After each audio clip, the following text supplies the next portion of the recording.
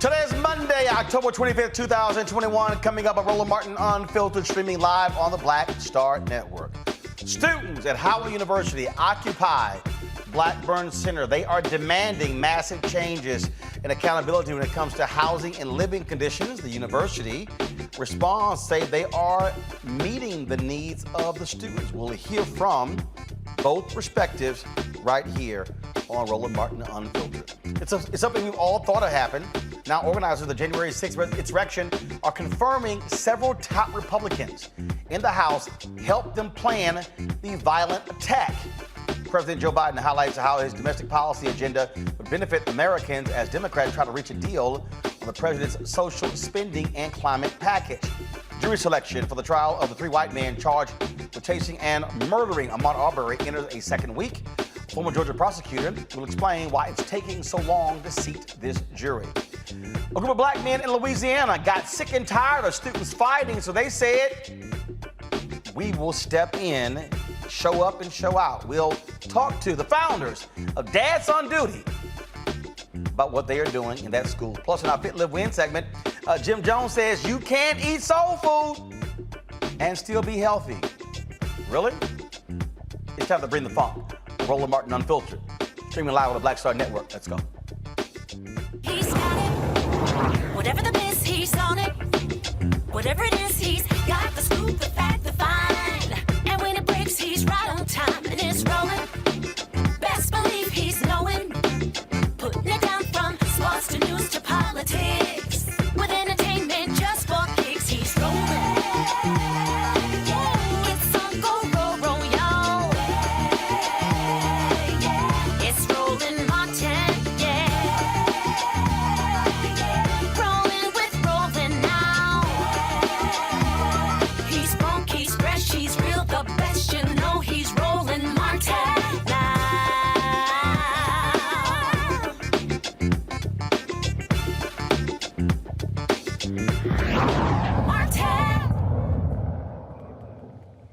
For the last 2 weeks, students at Howard University, they have been living in what we can describe as tent city outside of the university's Blackburn Center, demanding changes to the housing conditions at the university. They have made a series of allegations, been posting on social media what they call deplorable living conditions, rat-infested, rodent-infested conditions, clothes being wet, you name it.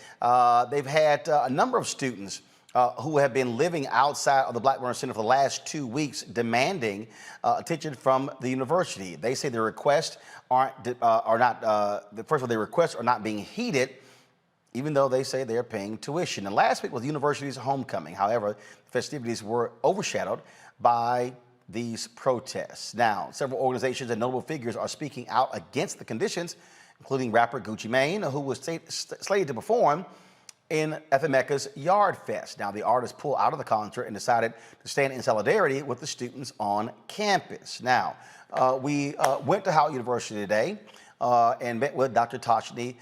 First of all, we met with several different people at Howard University. First and foremost, meeting with the university. I was talking with them last week, and we wanted to be able to come on campus.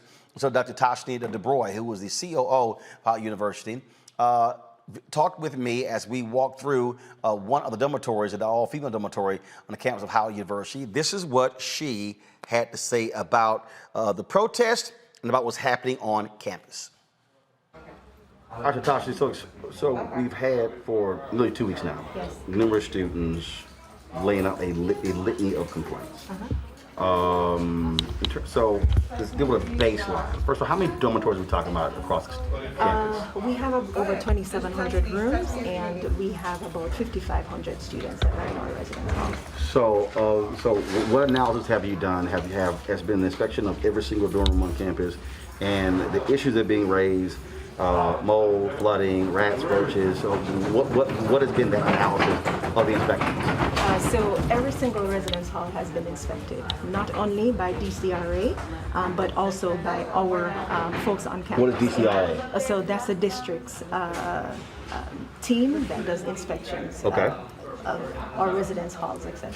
All right. So whenever we have an incident, they conduct a spot check on us, and we have to send a report, especially since this our students' concerns have been so well published and publicized, DCRA has been on our campus to do those inspections as well. In particular at the towers, because that's where the flooding occurred, and I can show you where that's the site of the incident occurred. Okay, so we are in, so this dormitory that we're in. This is the quad. This is our primary residence hall for young women on our And how many students are in here? About 1,000, because the quad has about 5 buildings that are part of it. Gotcha. And it's called the Harriet Tubman Quadrangle officially. And so, young lady you were just talking to, Yes. laid out litany of complaints, saying that they've been complaining since August Yes.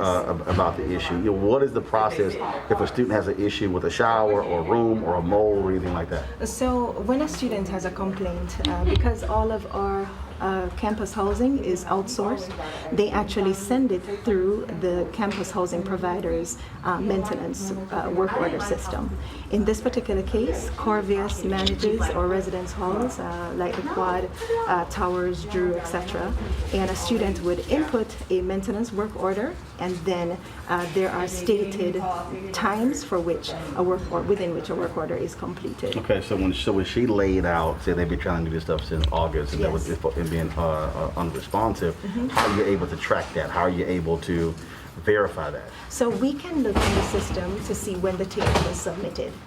There are times when our students don't submit a ticket, but they'll tell an RA instead, and the response time may vary. But there is truth to times when we have seen that a maintenance work order has not been tended to in the stated times.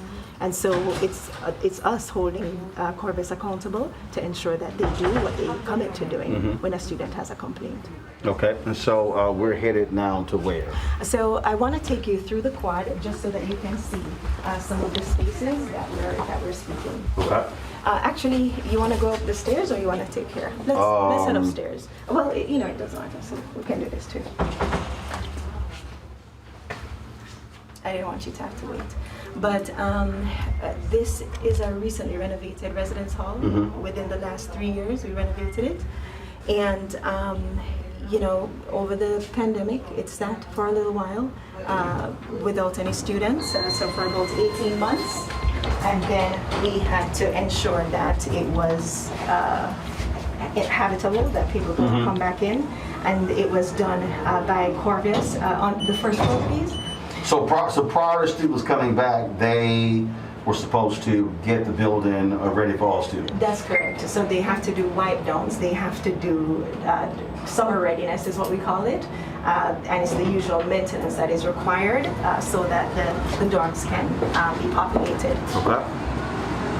So you're going to find on our campus right now that we're being hypersensitive to our students' needs. Right. So every single day, there are tons of crews coming through to make sure that our residence halls are cleaned. Now, were those crews down? Was that a regular occurrence prior to their complaints and their protests? There is usual maintenance prior to the protest, but now it's when I say we've ramped it up, we have ramped it up because we want to ensure that whatever needs our students have, that they're being tended to. As a matter of fact, we went above and beyond Corvius to start ensuring that there are more contractors in here coming to look to see if there's a need, and wherever there's a need, it's being met. Now, are you also having them to answer some questions in terms of their responsibility? Most certainly. Because if that is a issue, yes. If they're not doing their job, so what conversations are being had there? There is for legal reasons. I'm not going to say everything that's happening, right? But we are having very strict conversations with them to discuss, or the complaints that our students are bringing to the fore.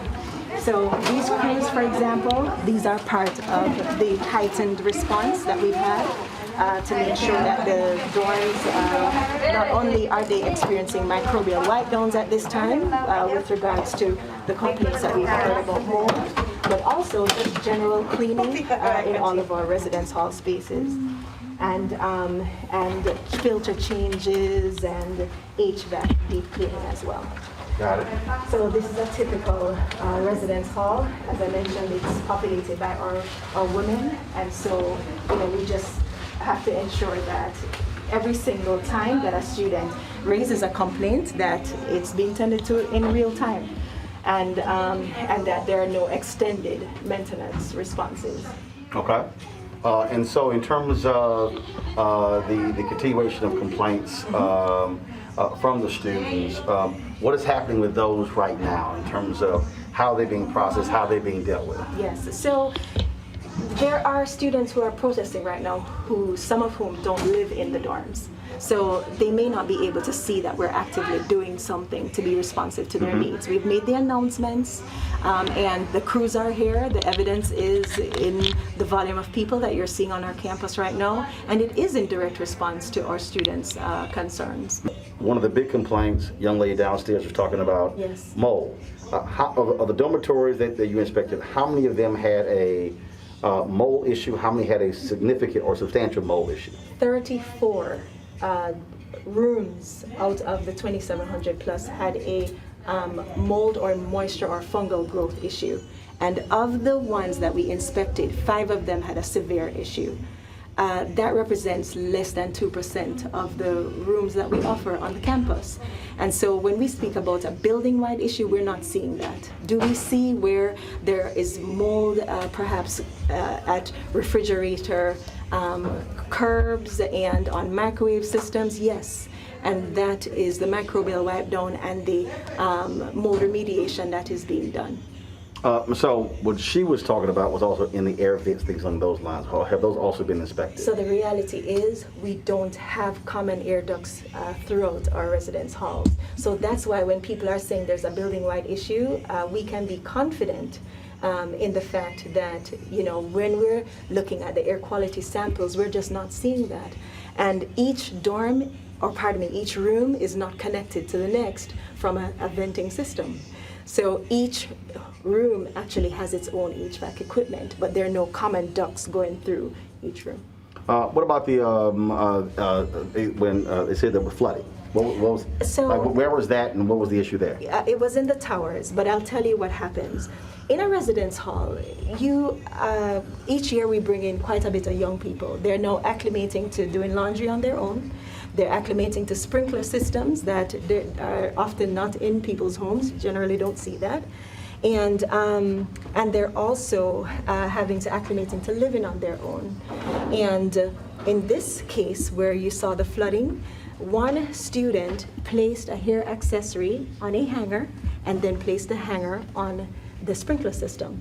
Now, these are systems that have very sensitive mechanisms to activate a sprinkler. And that's what happened. The glass broke on the sprinkler and it activated it, and in no time, one part of the towers was flooded and it went down to multiple floors. So I can show you that as well. The common response is, that's called an emergency. That's an emergency response. You're going to have people coming out to, number one, turn off the sprinkler system, look to see if there's a fire, and do the due diligence to ensure that life safety systems are in place, everybody's safe and healthy. And then the next phase of it involves a dry out, and that was completed already. And now we'll do the putback or the restoration. And that is yet to be done because the students were all removed permanently from their rooms and relocated to another space within the residence. And how many students would that entail? That affected 19 students, not as severely for everybody, but anybody who wanted to be relocated was relocated. So for students that are being economically impacted, what resources are being provided to them? Again, we've heard numerous allegations. What is happening there? So there's a huge insurance claim at play. It's about a $600,000 insurance claim that Corbis is managing at this time. And as part of their system, if there are students that are severely impacted, they usually document what parts of their belongings can no longer be salvaged, and then they are financially compensated. And that's well documented. It wouldn't be the first time that we've had an issue of this kind, and a student has to be financially assisted to do replacement of his or her belongings. There are times when students will have wet clothing, right? And it's a fact with the insurance company to get a reimbursement for wet clothes. If you have wet clothes, the common response that the insurance company usually asks us to do is ensure that it can be washed and dried, and that there's not a problem there. If there are any incidents of mold, remediation can be done on one's clothing as well. But generally, if a student needs to be reimbursed, they can be and will be. And it has been done. So there are our students who are reimbursed are not necessarily going to come on camera and tweet about it, but we have the documentation and they actually sign for it. And that's done through Cordes as well. And tomorrow, I know that they're doing another set of disbursements as well. Okay, all right. So how are you from a communication standpoint? How are you now? What are you communicating to the parent? What are you communicating to the student body? Because again, one of the complaints is that university administrations went silent. Should have been more out front. So what is happening on that front? Because there's a lot of stuff being said on social media, other media reports. How are you dealing with that? Communicating to students and parents. Well, we have been communicating with our students, and one part of that communication not only is through our main communication system, our HUCOM, but also we've been on the ground. I've been here on a nightly basis along with other VPs doing what's called hypercare. We're trying to speak to students personally to find out if there are any needs that have gone unmet. Some students express their ire because they feel as if the residence hall provider has been unresponsive. And so that's why we're doing this hypercare, to ensure that they see us, they can talk to us, they can lodge complaints with us, and then we ensure that it gets fixed. What about the complaint, I guess, students that university police pulled a baton out on the students? That was one of the, I know that there's a news conference they're holding as well. Talk about their treatment by university personnel. So if the one that I saw in particular was that a police officer had choked a young lady. I have not seen anyone who has been able to say, Dr. DeBoer, here's the footage of what we have. The cameras are rolling all the time on social media, but I'm not seeing that. And if somebody can show me where a campus police officer did that, I would be 100% committed to removing that officer from our force. And that's the real reality. So folks have said this happened, but you haven't seen nobody can show us anything that shows us that a police officer actually did that. I heard it, and the cameras have been rolling continuously, but that footage is missing. Okay. Robert Tramble is the VP for Communications for Howard University. He did address the issue of the officer pulling his baton out. And it reports that it was a student. This is what he had to say. All right, I appreciate it. Thanks a lot. To clarify, the baton incident was actually not with a Howard student. It was, Chief Lyles confirmed that. Do you want me to say that on camera too? Yeah. No, go ahead. Sure. We're still rolling. That particular incident, there are non-members of Howard community who are participating in this sit-in, and that was an adult that engaged with one of our officers who responded with the accordance of their policy. So that was not an actual student. The baton incident was not a student. It was actually an adult who was pushing one of our officers. So an adult pushed one of the officers, and that's when the officer responded by pulling his baton out? Correct. It was not a student. Got it. Okay. Howard University students held a news conference on campus after we talked with university administrators. Here's some of that news conference. While they actively sit on my back on our own campus, they have put an enormous burden on the students who only want them to be honest, responsible, and accountable. We just want to breathe. And right now, I can't breathe at Howard University. Stop threatening us. Protect us. Do your job. And respect us. Because we are not the enemy. This is the latest edition of Hilltop newspaper. On the back of this newspaper, there's a section called Speak Out. I wasn't planning on reading off of this, but I feel that it's appropriate. There's a section that says, what is the best and worst thing about Howard? And some of the great things that students said, the connections, the friendships, the partnerships with faculty and alumni, those were all wonderful things to hear about. But when you start hearing about the negative things, the things that we wish the administration would listen to us about, it's all the same things. And the students that are listed here are not even the students that are inside protesting or outside protesting. They're just students that are speaking their piece and their experience. The worst part is the lack of communication between the students and administration. The worst part is the lack of communication between administration and the students. On the other hand, our grievances with the university as students continue to be ignored, and it has been frustrating to witness.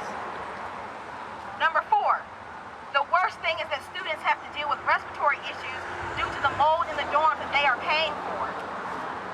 Number 5, the worst part about Howard is how administration handles student affairs and continuously disregards critique from the student body.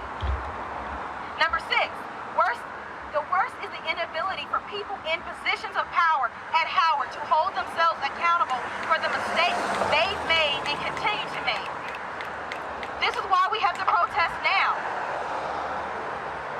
Worst is the resources, the facilities. We should have more, newer buildings and resources based on our contributions to the university alone. Why is there mold and barely running water in the chemistry building? Why does the Fine Arts building flood every winter? The worst thing about Howard this year is that the administration has no care for the sense of community and is completely and totally incompetent and negligent in their duties.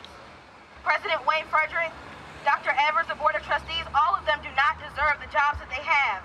Their duty is to the students, and they are failing in their duty. Listen to your students. It hasn't been a great experience since I've been here. It honestly really hurts because I pay $50,000 like the rest of you. My parents worked very hard to keep me at this school. My mom is an alumni. Howard is a family school. My uncle and aunt went here, and they were dealing with the same issues. They're class of 2000, they're class of 90, they're class of 91, and they're still dealing with the same issues. Why are we still fighting for issues that have been going on since 20, 30, 40, 50 years ago? There have been protests since 1968 about this. Homeless at Howard is a running joke between the student body. Upperclassmen are consistently homeless. There are upperclassmen living in their cars and having to wash up at Burr Gymnasium. And they're paying $50,000 to live in their cars. Howard doesn't have adequate off-campus housing. Howard doesn't have adequate on-campus housing. There are 17-year-olds, 18-year-olds, me, I'm a 19-year-old. Living in these buildings, living in these dorms. They're doing these to kids. Yeah, Evers, we will only be speaking to President Frederick and the board. Again, who have not been here. We've been out here for 2 weeks. There is no reason in the world I am 19 fighting for a right to have safe and adequate housing, for a right to have clean classrooms. There's no way I'm fighting for this. Also, our second demand, students were removed off of the Board of Trustees this summer. Student, alumni, and faculty positions were all removed. Where is our voice supposed to be heard? And our first demand in a town hall that President Frederick has actively worked against. Like some of my peers have said, how are you a president of a university and can't speak to your own students? That doesn't make sense. That doesn't make sense at all. At all. The last statement that the administration put out was October 14th. What day is it? What day is it? The 25th? The 25th, and that's the last time they said something to us. That's crazy. This was my dream school. This was my dream school from 6 years old. I love Howard. I love the people at Howard. I love the friendships I've made at Howard. I love Howard University. But just because I love Howard University does not mean I cannot hold my school accountable.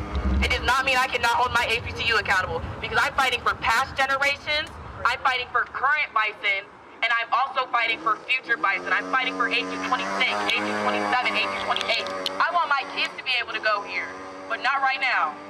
Not the way this university is set up, not the way this administration is set up, not the way this board is set up. There will not be a third generation from my family coming to Howard University until these issues are fixed. And this needs to be the last protest happening. the last one, because this shit's been going on since 1968. And then there was another one in 89. There was another one in 2018. Now here we are in 2021, still fighting for these same issues. That's crazy to me. That's crazy. $50,000 to be fighting for adequate housing. To fight for my voice to be heard. Howard loves to say they're going to be creating leaders, they're creating new MLKs, new Malcolm X's. What am I doing? I'm protesting, I'm fighting for my bison, one bison, all bison. One bison, all bison. One bison, all and I'm bison. fighting, and I'm a leader. I'm a leader. And you're actively dismissing me? You're saying I'm lying, you're calling me a liar? That's crazy. That's crazy. We then visited with the students who are in Blackburn Center, and we actually went inside of the facility. Now, they had a rule that no media was allowed to shoot any video on the inside, but then they said, we're different.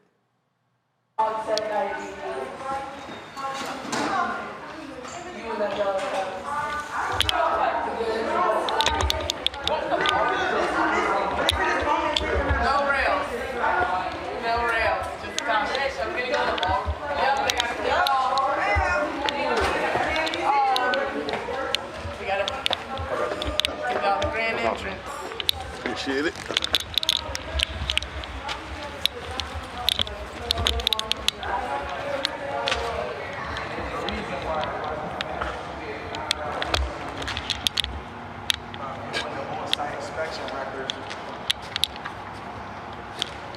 The electrical, basically the electricity of the building is not finished and it's been considered uninhabitable. So some of the things have not been approved. Several existing panels that new work ties into are missing safety panels and are unlocked. Emergency exit lighting do not properly illuminate stairs from second floor lobby to first floor lobby. Basically, it's going over the details of how it's inhabitable. So why did y'all decide, so how did this whole thing start? Why did y'all decide to take over? How did this whole thing start? It started with a town hall hosted by HUSA, which is our student association, that all of administration was invited to, and they did not show up. They gave excuses such as they were out of town, or they had scheduling conflicts or other meetings, which the whole point of the town hall was for us to be talking with administration about our issues with administration. So you had the town hall, they didn't show up, then what happened?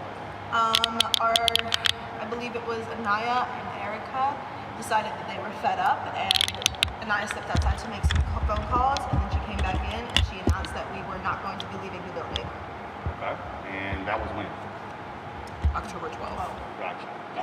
So since then, you've been, so how many students are inside, how many outside? The numbers really fluctuate through the day. Yeah, dozens and tens. Roughly a total of 150 students in all. And so you have folks who are, when you say not leaving the building, folks are living in here, studying in here, eating in here, all this other stuff like that? I've been here since day 2. I haven't left since. I've been here since the town hall. I have my own little air mattress. Okay, all right, let's take a look at what you got. So the building hasn't been in use because construction. Multiple The problems. building actually has been used, but it's not finished. We can only use about 2 floors of the building because this floor and the basement, which is supposed to hold our bowling alley and the lounge for the school newspaper, the Hilltop, is under construction and unusable. Okay. And this is the top floor with the bathroom with no running water.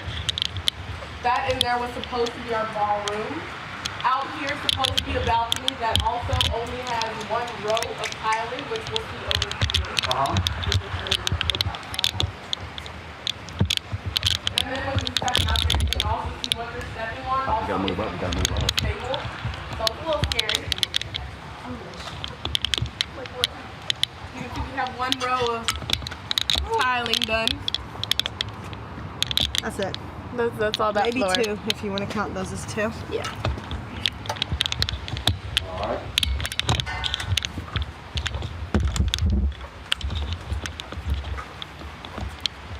That's it for up here. All right. There's literally nothing else. Where are we headed next? So the main floor. There's the 2nd floor. Hold on 1 second. Andrew, come on, up front, come on, move up front. Go down. No, go down the steps. Go down the steps, and you so just go down to the second floor. I'll wait till you get down there. Coming down from the top floor to the second, instead of railing, we have a caution tape, which is somewhat successful in a way. If you quote, as you can see over here, we also have railing that was put up, but it's still falling. This is our main floor. Again, if you want to mask up. This is our main floor, our hospitality area, our food area. As you can see, some people sleep here, unfortunately. So you're saying you started this here, this building was in use, even though most of this, half of it had not even, was still under construction? Building our second day and tried to say that it was our fault that the building was shut down, even though we were originally only occupying that first floor that you just saw. So we had nothing to do with them shutting down the cafeteria. This is another restroom on a mainly used floor with no working water and barely has a ceiling.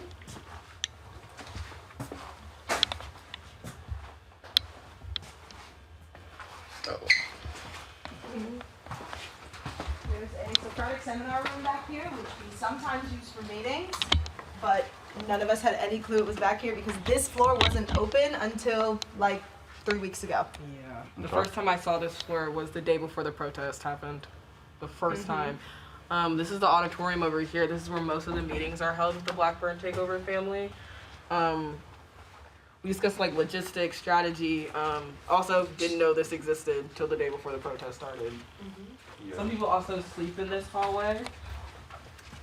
They also sleep down this hallway down here. They also sleep in the auditorium. They sleep in the Socratic seminar room. Pretty much anywhere you can fit an air mattress. Maybe an outlet. Right next to an outlet. We have one of our microwaves over here. Because we gotta eat. Because they don't want to speak to us, so we can't leave.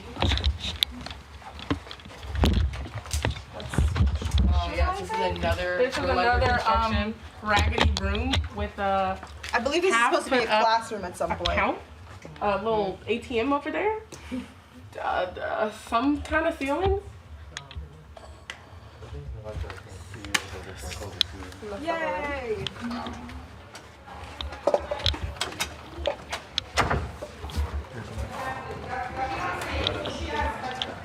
So what, so here's the question. What exactly do you want from the university? What do you want them to do?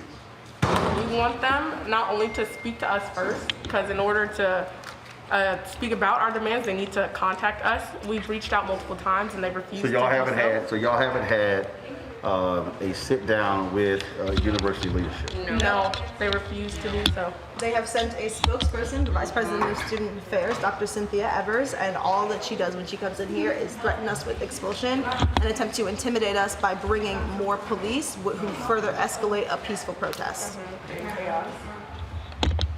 And so, if you do meet with them, what do you want? What do you want to actually? What are your demands? What do you exactly want from the university? Well, they're listed outside of the door, but demand number 1 is to have a town hall with President Frederick so students can air their grievances out. Demand number 2 is to have student affiliate trustee positions reinstated back onto the board permanently. We were removed this summer along with faculty and alumni seats. Was an explanation provided by the board as to why those positions were removed? No, the very basic explanation they gave in the press release when they announced that our seats were being removed was to make the board a more fiduciary board and specifically for money. And I don't understand why students couldn't be on that board because I do pay tuition here. I pay $50,000 along with the rest of my peers. There are at least $2 million of tuition dollars in this room right now in this building. And we don't know where that goes. And we don't know where it goes. This institution has a major issue with financial transparency. A lot of our buildings are run down, our dorms are run down. Howard loves to claim that the dorms were renovated. They weren't. Or they were renovated poorly by Corvias, the housing management company right now. Demand number 3 is to have a comprehensive housing plan actually given to us by the university and by administration to have a plan to fix the mold issues, to have a plan to fix the water damage that's going on right now. Now, in talking to COO, for the 2,700 dorms on campus, 34 had mold issue, 5 were serious. When I asked about the flooding issue, I was told that was a result of a student hanging something from a sprinkler.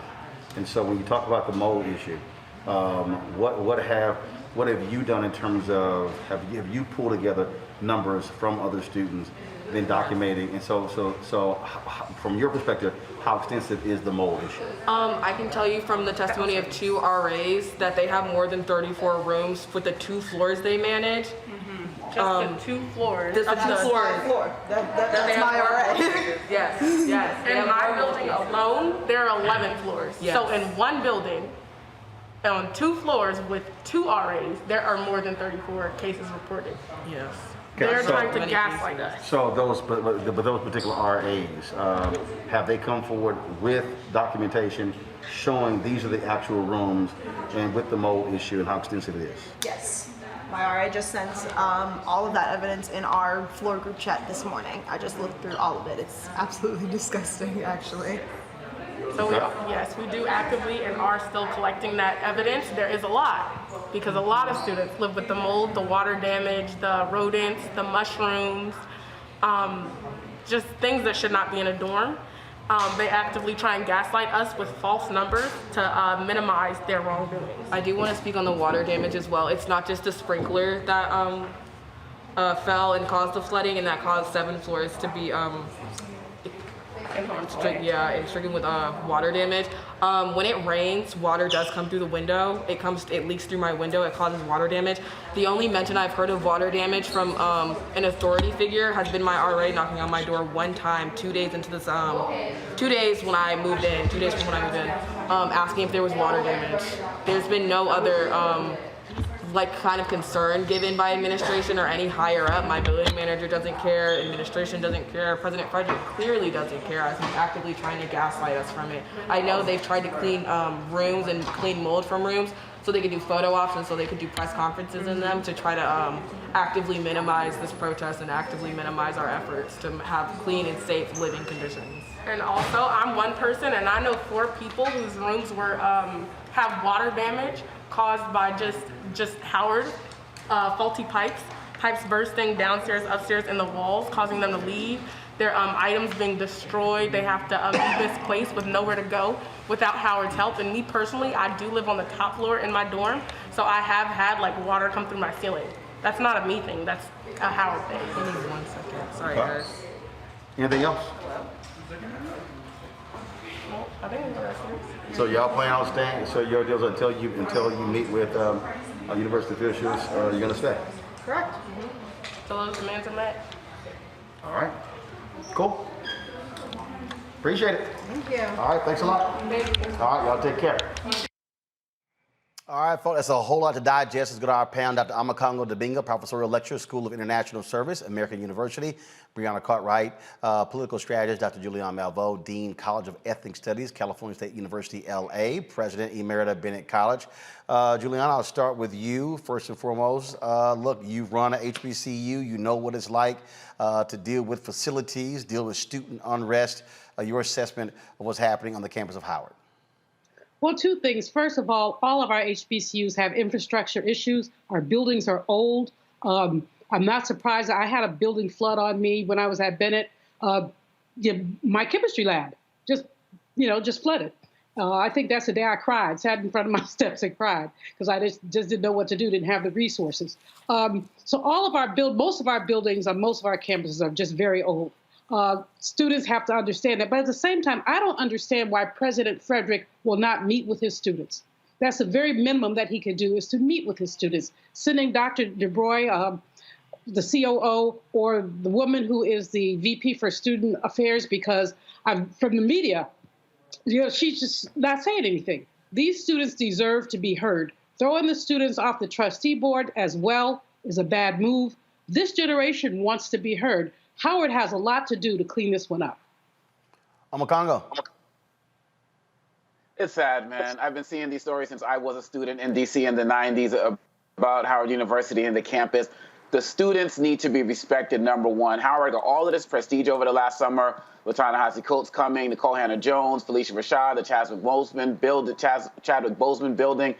But all of that is beautiful and important and necessary, but it all comes down to the fundamental respect for the students. And so Howard has a lot of work to do right now to make sure those student voices are being heard, because the world is hearing them right now. But if they don't feel like their leadership at the school is hearing them, the university leadership is going to be in for a very bumpy ride. We need to respect and take care of our babies, man. This is sad.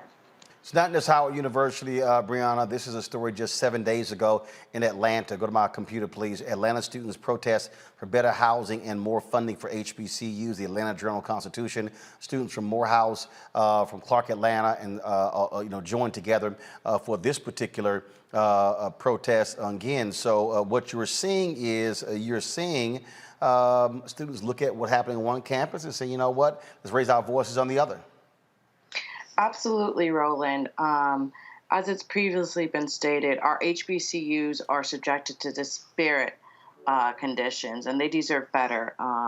And Howard is one of the better known ones, and so this is very sad. As you see also in Atlanta, this is just not isolated to one HBCU. It's not isolated to Howard. It's not even isolated region-wise.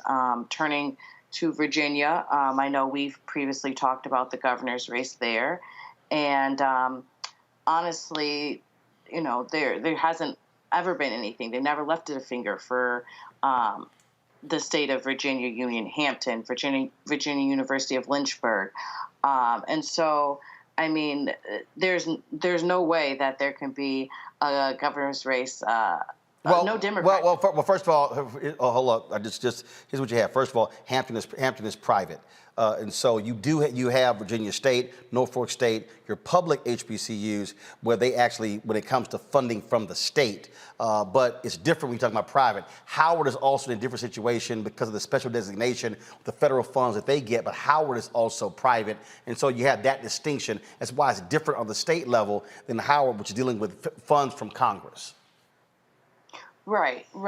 However, there was a request in the special session of the General Assembly to allocate $50 million to Virginia HBCUs under the American Rescue Plan Act, and there was a deliberate denial. And so of, Northam's $4.3 billion, not a penny went to HBCUs. So we see that over and over again in the states of there not being a priority of helping HBCUs. And also, I mean, honestly, Congressman Scott should answer about whether they've complied with the court's rulings in the Adams case. And because there has been shown that Virginia has discriminated against HBCUs. So we've seen this in, sorry. No, go ahead. Yeah, we've seen this in many different states, and I think that it needs to be focused on from also a political standpoint because, no Democrat is going to be able to win the state of Virginia without the support of Black people. Well, here's the deal. What's happening at Howard University, it's a combination of things, first and foremost. So first, what Howard University should be doing is being far more aggressive with their messaging, talking to those particular students, faculty, staff, parents as well. You heard Tashti DeBroy talked about how they're bringing in the various teams, that the people who are managing the housing is an outside entity. They should be examining them, making demands of them as well. They're bringing in additional crews. And so that's one of the things that they must do. I agree. They all should be sitting down with the students going over these various things. Also, when you come to an understanding of what the actual information is, okay? Because again, students are saying one thing, administration is saying another. And so you have this social media war that's going on. At the end of the day, you want to resolve the issues. And so it's going to continue. We're going to keep covering this story. Hopefully, the two sides will indeed sit down and have a conversation because the reality is this is not in the best interest of Howard University or the student body. You want a wholesome campus. You want students focused on learning and not focused on whether or not there are issues with their rooms, with water seeping in, or other sort of issues. And so I do hope that actually happens. And so, and I also think it would be very wise for President Wayne Frederick to actually hold a campus-wide town hall to actually discuss these things. But you also have student leaders there as well. And so one of the issues that that the student protesters are going to have to deal with is what is their relationship with the Student Government Association that's also dealing with this. And so, again, you have all of these different factions that are going on. At the end of the day, it's about solving the problem. I got to go to break. We come back. We're going to talk to some brothers in Louisiana talking about solving the problem. They got sick and tired of some kids fighting. So a 40 black man said, we're going to show the hell up and see if y'all want to act a fool while we walk in these halls. Reminds me of my own daddy. We'll talk about these brothers out of Louisiana. Next on Roland Martin Unfiltered, right here on the Black Star Network.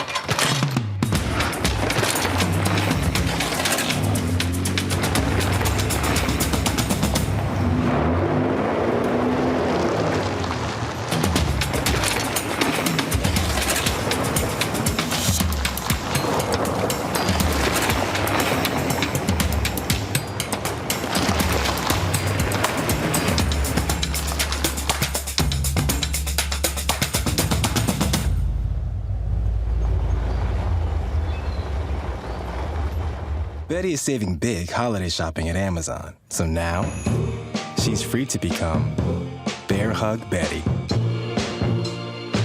Settle in, kids.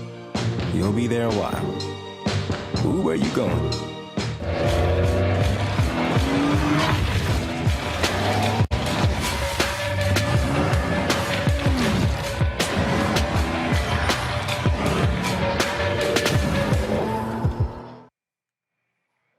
They're called Dads on Duty, a group of 40 black men helping to create a safe learning environment for students at Southwood High School in Shreveport, Louisiana.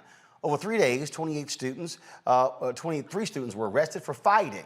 Well, these brothers knew they had to step in, so they decided to come together, roam the hallways, and let's just say bring a little bass to the hallways. Joining me now, the founders of Dads on Duty. We have Michael Lafitte II, Zachary Johnson, Michael Morgan Sr., Tracy Harris, David Telsey III from Shreveport, Louisiana. Gentlemen, glad to have y'all here. You know what? As I was sitting in the break, I immediately thought about the Deacons of Defense. There's a movie that was actually made. Forrest Whitaker starred in that, where you had some brothers who protected black neighborhoods from the Klan. They were armed, and there were Deacons of Defense chapters that were all over the South that protected civil rights workers fighting Jim Crow. In this case, y'all said, okay, y'all want to keep acting a fool? Let's see if you do it with us in the hallways. Who first of all said, I need to call these brothers together and let's do something? So how did it first start? Thank you, Roland. It initially started by after the call out of all the negativity that was going on in the media at our children's school. So I sat down and I realized that, you know what, we're not going to allow this to happen. We're not going to allow this to continue to unfold. So I sent out a text message, made a few phone calls to some of these active fathers that I see at the campus all the time to see, you know, exactly what is it that we can do to help navigate us through the things that are going forward. So we set up a meeting at a wonderful place in downtown Shreveport called the Office Hub, and just came together with a plan. We put that meeting together on a Sunday. We were boots on the ground that Monday. Okay, so first of all, how did you also get into the school? There are a lot of schools that don't allow parents and others to roam the hallways and do things along those lines. And so how did that happen? How did they embrace that? And exactly how long are you there at the school? You're there in the morning? Are you there all day? You're in the afternoon, after school? Absolutely. So our way of getting into the school has stated that we are active fathers who are at the campus all the time. So we're not strangers to the campus. In addition to that, the principal at Southwood High School, Dr. Kim Pendleton, has a great open door policy. She welcomes these type of programs on the campus, and that's through the leadership of Dr. Lamar Goree, who is our superintendent of Cattle Parish Schools. So they welcome these type of programs, positive programs, onto the campus. So it was simple to be able to get in there. But once we got there, we knew that we had to do what was needed to take back our campus. In terms of time, what's the time commitment of dads on duty? So daily, we get there probably around about 7:40 in the morning, and we pretty much roll out shifts. So keep in mind, we're all working. You know, we've got to go to work, we've got to run businesses, we've got to do community work, but there's nothing more important than our children. So we'll get there probably around 7:40 or so in the morning, and we'll go from, well, I'm committed to maybe 7:40 till about 9 o'clock. I've got to be in the office at 9:30. You got others like Zach and Mike who will come and they'll stay a little bit later, and you got other brothers who may come through and they'll work during their lunch shift. They'll spend their hour lunch break on the campus, alleviating some time to other educators so they can spend time, you know, getting a lesson plan together or just taking a brief mental health break. How has it, first of all, how has it been for, first of all, before I ask that question, do each one of you have a child at the school right now? Yes, sir. Yes. Yeah, I have two. I have 4. You have 2, you have 4. Yes. I have a 9th grader and a 10th grader there. I have 3 juniors and a freshman. I've got one 16-year-old daughter. I got one 15-year-old son. And I'm the odd one out.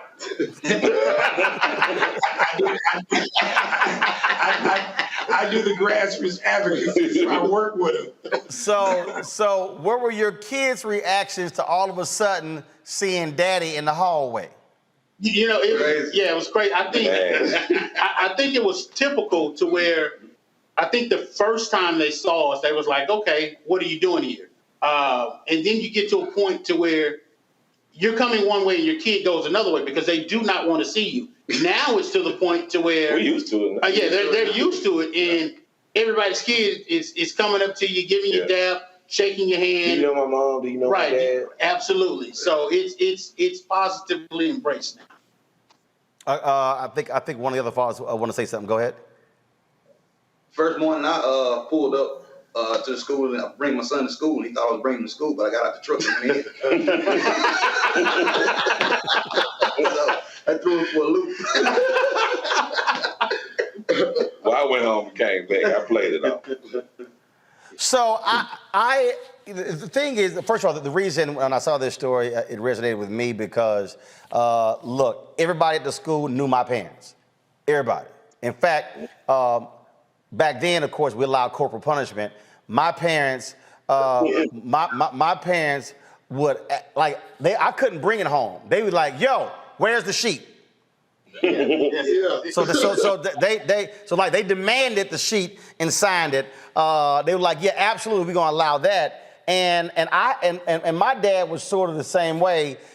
He stopped many fights, followed kids home, checked mamas and daddies. I used to be in the car like, this Negro is crazy. Yeah, that's us. That's us. Yeah. It's definitely us. So I take it each one of you have your own story. That prior to this, how other kids were like, man, your daddy, he out of his mind. He don't care. You know, the thing about it is we operate in individual silos, but we're trying to accomplish the same mission. So to find brothers who are in tune with the same exact mission because we serve the same cause and purpose, I mean, what can stop us? You know, to see a unified front of men, although you see this front of black men, we have some other brothers of other colors that are involved. But to just see men on the forefront, to take back our school, to take back our community, what more can you say? What can you say that's negative? Craig, I want to bring you up in here. What has been, first of all, when you talk about this fighting that was going on, all of a sudden they now see and feel your presence, and my understanding, all the fighting has ceased? at this stage of the ball game, yes. But that's a combination of what Dad's on duty is doing with the current security there, the relationship with the administration, with Dr. Pendleton, with the Sheriff's Department that patrols. So it's a combination of it. When you have a situation, and let me explain my role in this, because Mike, Zach, all of these guys, like they said, they're the fathers. This is 26 years for me doing grassroots advocacy. So I advocate for all children anyway. And so Mike and I work together with the NAACP. So we were talking about the situation. So now I come and assist, and I'm also their consultant, but it's just beautiful to see the fathers step up. So it's also encouraging for people who don't have children, alumni of the institution, grandfathers, uncles, get involved in the situation so that now you can help to rectify some of these negatives and turn them into positives. David, here's what's interesting. When I ran the Chicago Defender, politicians would come in, they would seek our endorsement. I would always ask them the same question. I said, how are you challenging parents? They would say, well, what do you mean? I said, when you go to these town hall meetings and you got a parent who's jamming you up, I said, is your response to the parents, well, do you belong to the PTA? What is your involvement? And they would go, no, I don't do that. I said, well, why not? Because for me, and again, look, my parents had 5 kids, okay? And they were always at the school. Now look, I got parents, neither one went to college, no one has a college degree. My parents never made combined more than $50,000, but they were very active in our education, and they made it clear that if something happened, we gonna deal with it on the spot there. Has this also led other parents to realize, you know what? I need to step my game up and get more involved? Of course, a lot. I mean, you got guys all over the world just say, hey, well, I might get up and go check on my kids. I mean, it's a trend. I mean, it's just something simple. All we want to do is just check on our kids and everyone else's kids. And you spoke on the Deacons for Defense when you say love. Only thing we took to the school, we didn't have weapons. We took love. That was the key ingredient. Fatherly love sometimes helps the generation along, you know. That's why I was interested in our idea. That's why I got in it. There's love, but there's also that, now you know I whoop your ass if need to. That's right. You gotta have the right approach. Yeah. Oh, that look. So all y'all got your own look? I mean, because we don't have a teacher's look. We have a home presence at school. It's a dad's look. Like, hey, a teacher look at dad's let's keep it moving. Mm-hmm. Yeah. I mean, because we joke around with them, we make them feel safe, but at the same time, we match their energy. Right. That's the biggest thing about it. Well, that's what I'm saying. So, and I've seen some video. Y'all joke with him, but it's sort of like, again, my daddy. We would joke with my daddy. Then there was a certain point when it was like, okay, we gonna go play with mama because he's like, okay, I'm done joking with y'all ass. Y'all go on. You got the look right now.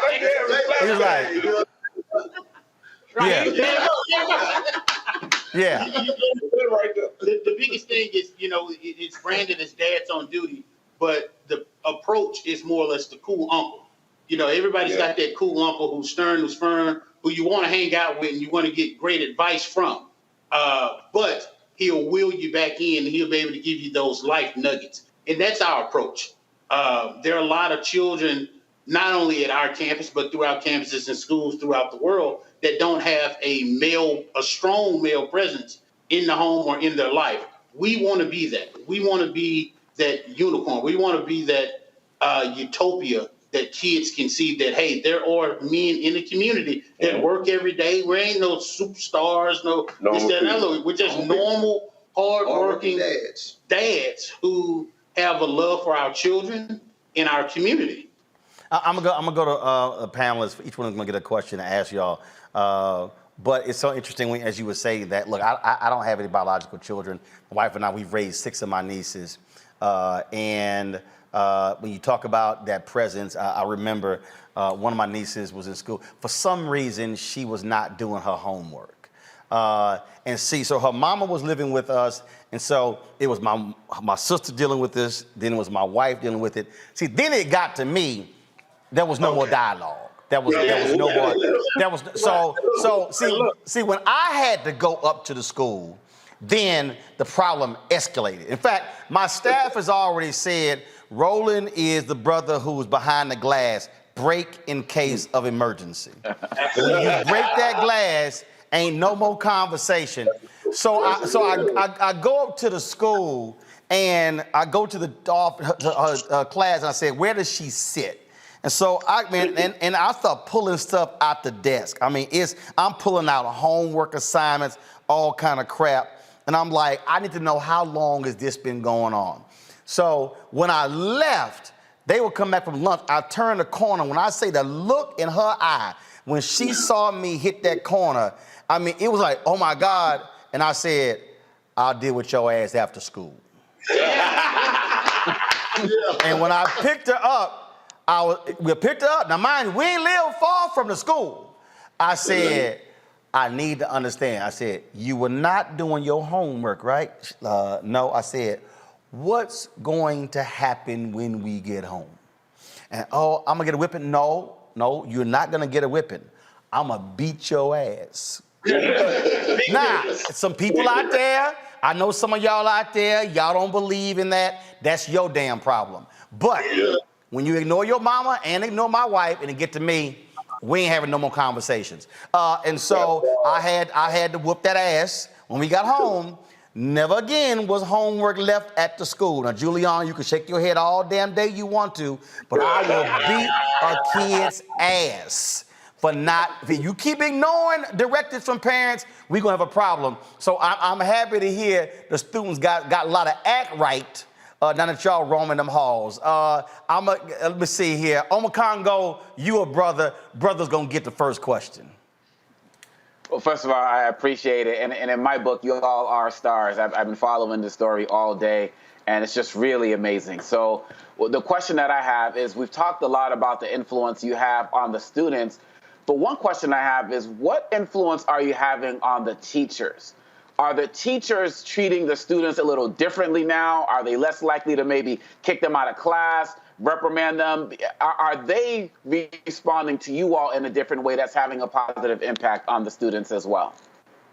So what the teachers have done is, there's a great group of teachers that are there. They're young, they're understanding, and they have the utmost respect for not only us, but to the students as well. So there's really not a whole lot of disciplinary issues such as that. And I know you said, Mike, that seems very oxymoronic that you say there's no disciplinary issues on that campus when there were several fights that came, which brought us to this point. But the few instances that I've seen since we've been there, as we patrol the halls, you may see a student that's outside, and it may be for something simple. Kid may have on a do-rag, or they may have on a hat in class. It's something very, very minute. Something that, hey, the teacher may be a little frustrated because they've told John Doe to take the hat off 5 or 6 times, and now he's to the point to where he wants to be a little disruptive, and you ask John Doe to step outside the class. Boom, we hit the corner, we see John, what's going on? John, what is going on? Why is his hat on your head? Well, hey, Mr. Mike, man, my haircut's messed up. I tried to give myself an edge and I messed up. So it's just a matter of talking to the kids and finding out exactly what the issue may be. So, we're dealing with teenage boys. What do you do if his edge is messed up? You roast him a little bit. He roasts you back. He takes the hat off and he gets back into some instruction. And that's all we want to do is get the kids back into a positive learning environment. But Micah, thank you. I'll also say this, what I'm seeing with the teachers, I see a confidence when they see these guys and they smile and it's like a thumbs up, because oftentimes in most schools, people drop their children off and it's like whatever they got going on at the house, fix my child, teach my child, discipline my child, everything. And so I think now that teachers see some reinforcement, it makes them feel relieved. That's what I've seen more than anything. And we don't just walk around. We actually stick our heads in the doors of the classrooms. Hello, how's everyone doing today? It makes a difference for the teacher. Just a little bit less load off the teacher show. Absolutely. Julian, your question, Julian. Thank you. There's been a lot of research about teacher shortages of substitutes, essentially fraying infrastructure of our schools. Are you all experiencing or noticing that? And what would you tell someone who wanted to be a teacher but is sort of intimidated or frightened by the current climate in education? You know, I would tell anyone that one of the greatest things in life, other than having great parents and great structure, is having great teaching. You know, we do need strong teachers. We do need well-qualified teachers. But most importantly, we need to see more teachers who look like us in the classrooms. So I would definitely encourage those to go into the educational field and to not only learn it, master it, but to give back. And you can give back by becoming a teacher. We do know that sometimes being an educator appears to be a thankless job, but those who have that mentality that education is a thankless job, that's why you have men such as us who stand before. Yep. Brianna, your question. Yes, thank you so much for doing this. Just like Roland, my dad was one of the people who would show up in the hallways if there was any issues. I remember in high school that someone asked if he had a job because he was literally always there. So I really appreciate this. And, you know, it's really one of the best ways to create a positive learning environment for every student and having this be the solution. So kudos in the school for allowing you to create this community built on a parent-teacher relationship. My question is, what actions did you first have to take to establish dad on duties with the administration? Was it instant where you said, okay, there's a problem, and they called you and they said, well, be here? Or what was those beginning steps for the solution? That's a great question. So the first thing that we had to do, of course, is get permission from the principal as well as through the district. After doing so, we set our own protocol and parameters to make sure that everybody who goes up there has the best interests of our children. Right. And some of those protocols that we set in place were being background checked, criminal background checked, and fingerprinted. We don't want any of those type of things to come about. There are some folks that want to do great things within the community, but things may have happened to where we don't want to mess up the branding and we don't mess up the great work that we're doing. So those are some parameters that we personally set in place. All right, then. Lanny, come here. So that is the thing. Look, what y'all are doing, I think, is most important. And again, I'm glad to see the attention that you're getting. I wanted to make sure that we had y'all on the show. Come here. So, come here. So, just so y'all know, that niece who wouldn't turn her homework in, she worked on my show. She's still right now.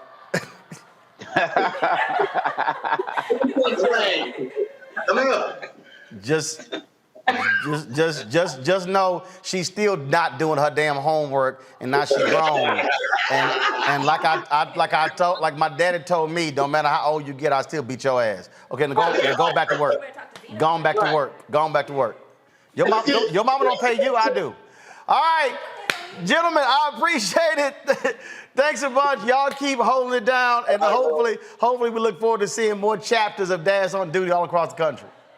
Absolutely. Thank you, Roland. Thank you for having us. All right, y'all take care. All right, y'all, real quick break. We come back. We're going to talk about the Ahmaud Arbery case. Why is jury selection taking so long? We'll break it down next with the former prosecutor right here, Roland Martin Unfiltered, on the Black Star Network. Oh, that spin class was brutal. Well, you can try using the Buick's massaging seat. Ooh, yeah, that's nice. Can I use Apple CarPlay to put some music on? Sure, it's wireless. Pick something we all like. Okay, hold on. What's your Buick's Wi-Fi password? Buick Envision 2021. Oh, you should pick something stronger. That's really predictable. That's a really tight spot. Don't worry, I used to hate parallel parking. Me too. Hey. Really outdid yourself. Yes, we did. The all-new Buick Envision, an SUV built around you, all of you. Once upon a time, there lived a princess with really long hair who was waiting for a prince to come save her. But really, Who has time for that? Let's go. Feeling myself. I'm feeling She ordered herself a ladder with Prime one-day delivery, and she was out of there. I want some hood girls looking back at it and a good girl in my tax bracket. Now, her hairdressing empire is killing it. And the prince? Well, who cares? Prime changes everything. But I'm back at it and I'm feeling myself.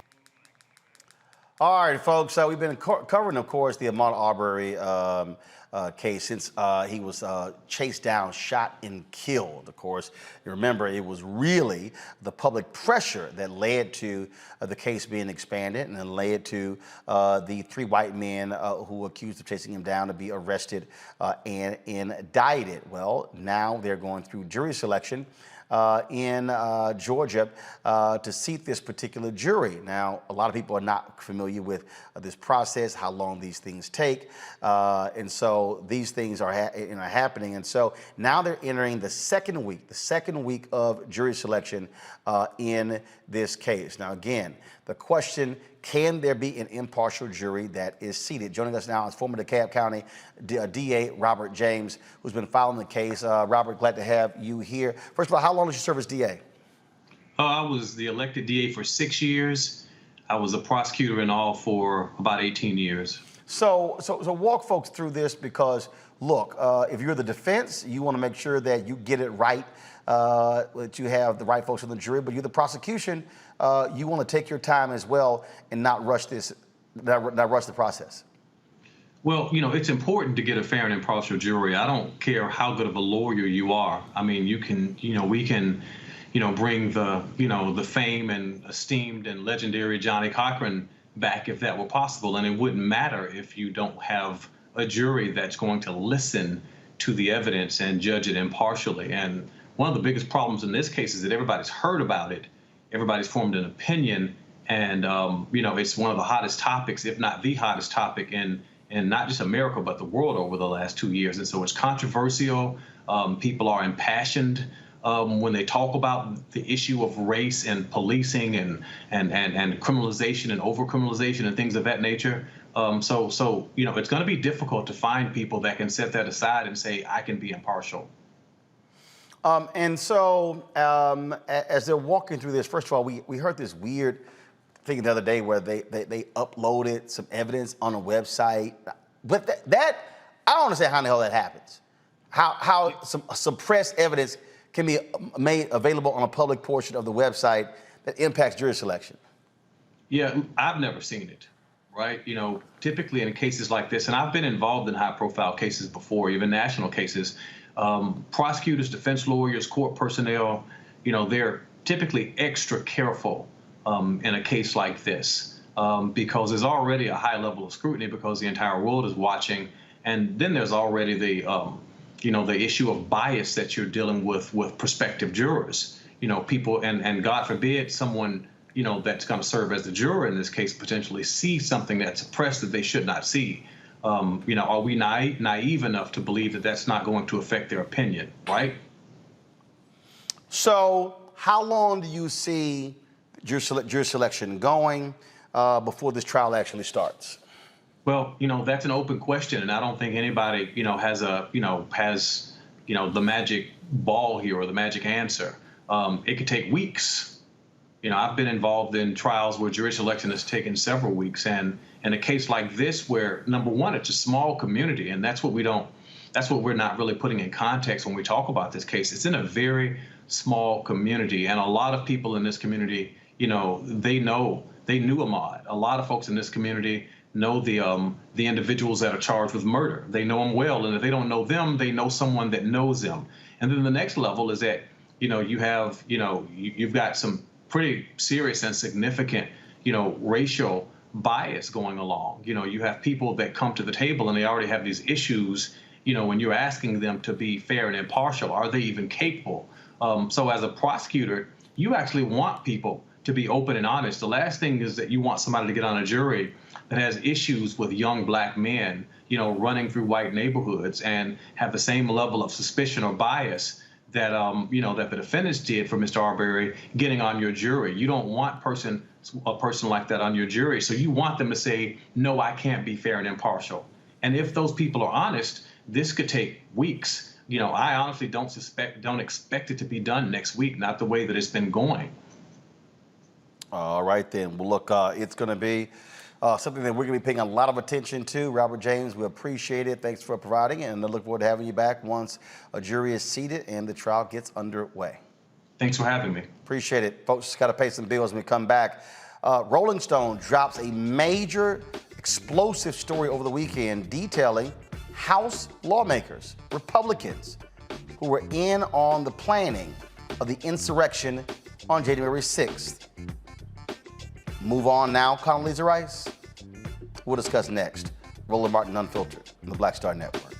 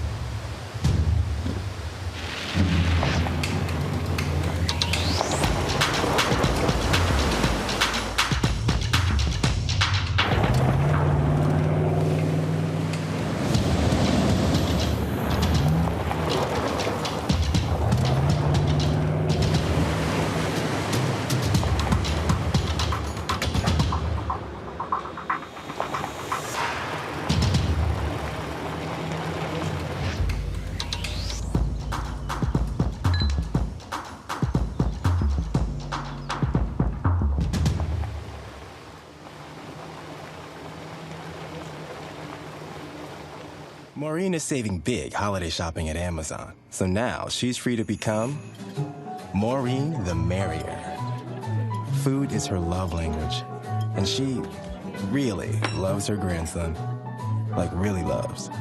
Well, I think it's really politically expedient for Mitch McConnell to say let's move on, especially when the former twice impeached disgraced president enjoys attacking Mitch McConnell. But the problem is that past will become prologue if we don't find out exactly what happened January 6th. And we will. So it's not time right now. We will find out. We must find out before moving on. We will find out. But I'm going to tell you, I live in California, not Washington, D.C. Mm-hmm. And the American people do have other concerns that we ought to be thinking about and talking about. Respectfully, and Madam Secretary, I think let me finish, Sonny, because. Well, I think it's really politically. So that was Condoleezza Rice last week on The View saying, you know what, it's time for us to move on. Rolling Stone dropped this on the weekend. Several January 6 organizers say they met with several House Republican lawmakers leading up to the events of the deadly insurrection. An exclusive report with Rolling Stone, the organizers identified the members of Congress who allegedly took part in these conversations or were represented by senior staffers. Congresswoman Marjorie Taylor Greene of Georgia, Paul Gosar of Arizona, Lauren Boebert of Colorado, Madison Cawthorn of North Carolina, Andy Biggs of Arizona, Louis Gohmert of Texas. The sources claim that Representative Gosar promised pardons for the organizers on several occasions. Democratic lawmakers chimed in on the report and are calling for the expulsion of any congressional member involved in the events. This is what Congresswoman Alexandria Ocasio-Cortez tweeted. Any member of Congress who helped plot a terrorist attack on our nation's capital must be expelled. This was a terror attack. 138 injured, almost 10 dead. Those responsible remain a danger to our democracy, our country, and human life in the vicinity of our capital and beyond. You know what, Omakongo? The Republicans fought real hard not to have this committee established.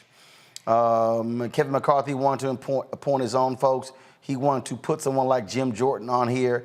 They've been vigorous in their defense against the likes of Donald Trump and the thugs associated with him. Folks like Matt Gaetz as well. In fact, when they had the House discussion regarding enforcing a subpoena against Steve Bannon, it was quite interesting to listen to the vigorous back and forth. And then also Republicans, remember Kevin McCarthy was real angry. Democrats, how dare you seek our phone records? Then, of course, Jordan, not really wanting to say how many times he talked to Donald Trump on January 6th. Listen. News, if you talked to the former president on January 6th, and you didn't give a clear answer. You said, and I quote, "I've talked to the president so many, I can't remember all the days I've talked to him, but I've certainly talked to the president," end quote. The next day, on July 28th, you confirmed to Spectrum News that you spoke with the former president on January 6th. When asked by a Spectrum News reporter, Taylor Popolars, whether you spoke to the president before, during, or after the Capitol was attacked, you said, and I quote, "I spoke with him that day, after, I think after. I don't know if I spoke with him in the morning or not. I just don't know. I have to get back to you. I don't know when those conversations happened," end quote. So my question is, you've had 84 days since that interview to go back and check the records. So when did you speak with the former president on January 6th? Did you talk to the former president before, during, or after the attack on the Capitol? Of course I've talked to the president. All three? Of course I've talked to the president. I've been clear about that. I talk to him all the time. This is not about me, Mr. Chairman. I know you want to make it about me. You want to make it about individuals, other individuals. But this is about the lack of a proper security presence that day. That's what this committee, if this committee is going to do something that's worthwhile, that's what they should be investigating. Of course I talked to the president. I talked to him that day. I've been clear about that. I don't recall the number of times. But it's not about me. I know you want to make it about that, but this is about the, why wasn't, how about this? Why wasn't the National Guard here that day, Mr. Chairman? Boy, they trying all their best to deflect, Amakongo. Oh my goodness. Man, let me calm myself. Look, these guys think they are so big and bad. And I'm just thinking, if the Rolling Stones was able to get this information, imagine what Congressman Benny Thompson and the January 6th committee have in terms of the treasure trove of information that they have and they are still getting about the corruption of these guys. Ocasio-Cortez is exactly correct. These guys need to be expelled, prosecuted, whatever needs to happen to them. They are traitors to this country. The biggest concern I have right now, and don't forget, Kevin McCarthy also threatened to go after the telecommunications companies if they get into power in the midterms for giving up these records. The main concern I have right now, really is Roland Martin, is Merrick Garland and how slow the Justice Department seems to be moving. Now, I know they can't have press conferences and give the public updates every single minute, but sometimes I just feel like Merrick Garland is acting more like a judge than a prosecutor. To be, 9-10 months after the insurrection or whatever time we are right now, and there hasn't been major heads to roll metaphorically, it's really problematic. And people like Steve Bannon and these others, they really believe that they can just run out the clock. And while the Justice Department needs to be going after these guys who are in there walking around with the Confederate flags and all of that, they need to go after these ringleaders, and they need to go after them hard, and they need to go after them right now, because there's no other word to describe these guys than traitors. That is what they did, and right now they're sitting walking around like everything is all cool, and they need to have the hammer dropped on them. Brianna, to that particular point there, I mean, he's right. You trying to convince me it takes 10 months for a real arrest? They're still sitting here asking the public, hey, do you know who's in this photo right here? And it's sort of like it's timid in terms of really holding these folks accountable. Let's be real clear. The actions of the committee are completely different than a criminal investigation. The committee does not have to wait or take the precedent over the criminal investigation. Yeah, I mean, just as you said, from just going from Condi, right? They know it's a lie. They know the attack was abhorrent, but they won't say anything because donations are flying in. They're getting booked on Fox News, and they're staying in Donald Trump's good graces. It's disgusting, but you know, it's obvious that they won't drop the big lie or denounce the attack on the U.S. Capitol.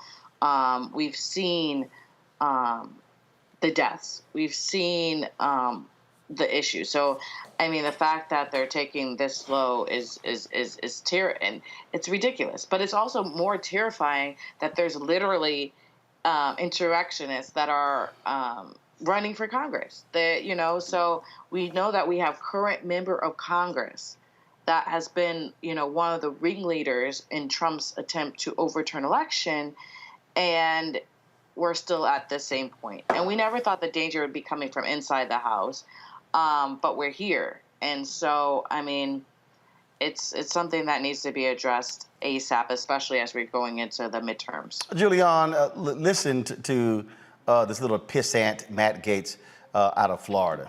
To people who had not requested them, that Donald Trump would be sitting behind the Resolute desk. Okay, but you don't think that there is, legally speaking, I know you're a lawyer because you went to the great law school, William Mary. Legally speaking, there was no election fraud or no election corruption. Well, let's put it this way. Do you agree that 61 different federal and state courts, including 8 judges that Donald Trump appointed himself to the federal bench, have rejected every claim of electoral corruption or fraud that have been advanced? Do you agree with that? I don't. And the reason is those claims are not evaluated because in many of the circumstances you reference, jurisdiction was the principal question. So I think it requires a review of the procedure. Do you have any case authority in the land of those 61 cases or any other cases where a court has determined that there was electoral corruption or electoral fraud that materially affected the outcome of an election in any state in the union? No court. Do you have one? Which I believe is a real failure of the judiciary. I think the Article 3 courts failed our country by not exercising more jurisdiction over those questions. Now, there's a difference in whether or not fraud existed and whether or not there's an adequate remedy. And I think also a number of those cases were kicked on remedies. No court has said that fraud existed, and so there's no remedy because there's no violation, Mr. Gaetz. Right, but you cannot. There's no violation. There's no fraud. Decided that there was no fraud if they didn't take up the question and review the facts on jurisdiction or remedy. You know what? That might work on Steve Bannon's podcast, but that's not going to work in the Rules Committee of the United States House of Representatives. I'm sorry, Mr. Gaetz, forgive me. Woo. Woo. Julian? Well, first of all, we've got to give high props to Jamie Raskin, Congressman Jamie Raskin. He's been doing a great job. And frankly, in the midst of personal tragedy, he's been doing a great job. Secondly, I don't know what's wrong with Condoleezza. Truly, I do not. She was a mentee of Colin Powell, the recently deceased Colin Powell, who had been calling this thing out. He said he could no longer be considered a Republican. But she's sitting there talking about, well, we need to move on. No, we do not need to move on. That, you called a man a pissant, that was a compliment, Roland. I mean, pissants would be insulted to be in the room with him. That man is an idiot, and that's kind, too. What we have here is a Congress who conspired with insurrectionists. Some of them probably opened the door for them. But I'm not surprised. The Rolling Stone piece is excellent reporting. We learned a lot more than we knew, but many of us suspected that somehow those folks were able to bypass security. Mr. Gaetz wants to know how come there was not more security. The question he has to ask is, how did you get past security? You got past security with sticks, and you beat security. That's how you got past security. And so hopefully, at some level, we're going to have the opportunity, and good for what they're doing, but to have the opportunity to have this all laid out. But as it's all laid out, what's next? Because these folks, they have been emboldened, and there have been no consequences. There have been no consequences to the members of Congress who conspired. And there have to be consequences. Roland, you're absolutely right about Merrick Garland. He is moving like a judge. He's trying to be deliberate. But there is no deliberation when you see that stuff that we just showed on screen. There is no deliberation when you have people who essentially killed, someone, 2 suicides, injuries. This is absurd, but it's absurd with congressional concurrence. And that's the part that is so disgusting. I mean, I'm going to play a little bit more of what Condoleezza Rice had to say, because the problem is this here. When someone like her goes on The View, they are in essence putting their credibility up as collateral to be able to say, I'm speaking as a calm, sensible person. So just Listen to this nonsense. First of all, let me be very clear. I said at the time, January 6th was wrong. I called it an assault on law and order and an assault on our democratic processes. So full stop, it was wrong. Law enforcement will determine what happened there, and those who violated the law ought to be punished. I also, on January 6th, for the first time since I was the National Security Advisor on September 11th, I cried that day, right? Because I thought, I study countries that do this. Yes. I didn't think it would happen in my own country, so it was a terrible moment. I will say that that night, when they filed back into the Capitol after it was secured, and they certified that election, I had new faith in our institutions and the people who were protecting them. So we came through that as a country that ultimately upheld the law. Now, I think what Senator McConnell may be referencing is, yes, it's time to move on in a lot of ways. Yeah. I'm one who believes that the American people are now concerned about their what we call kitchen table issues, the price of gasoline, inflation, what's happening to their kids in school. I think we're going to talk a little bit more about that. I will say that as somebody who was a national security expert, maybe didn't see in quite the same way the rise of China in ways that we're seeing it now. And so we do have a lot of issues. And I hope that what we will do is move on to the next generation of leadership.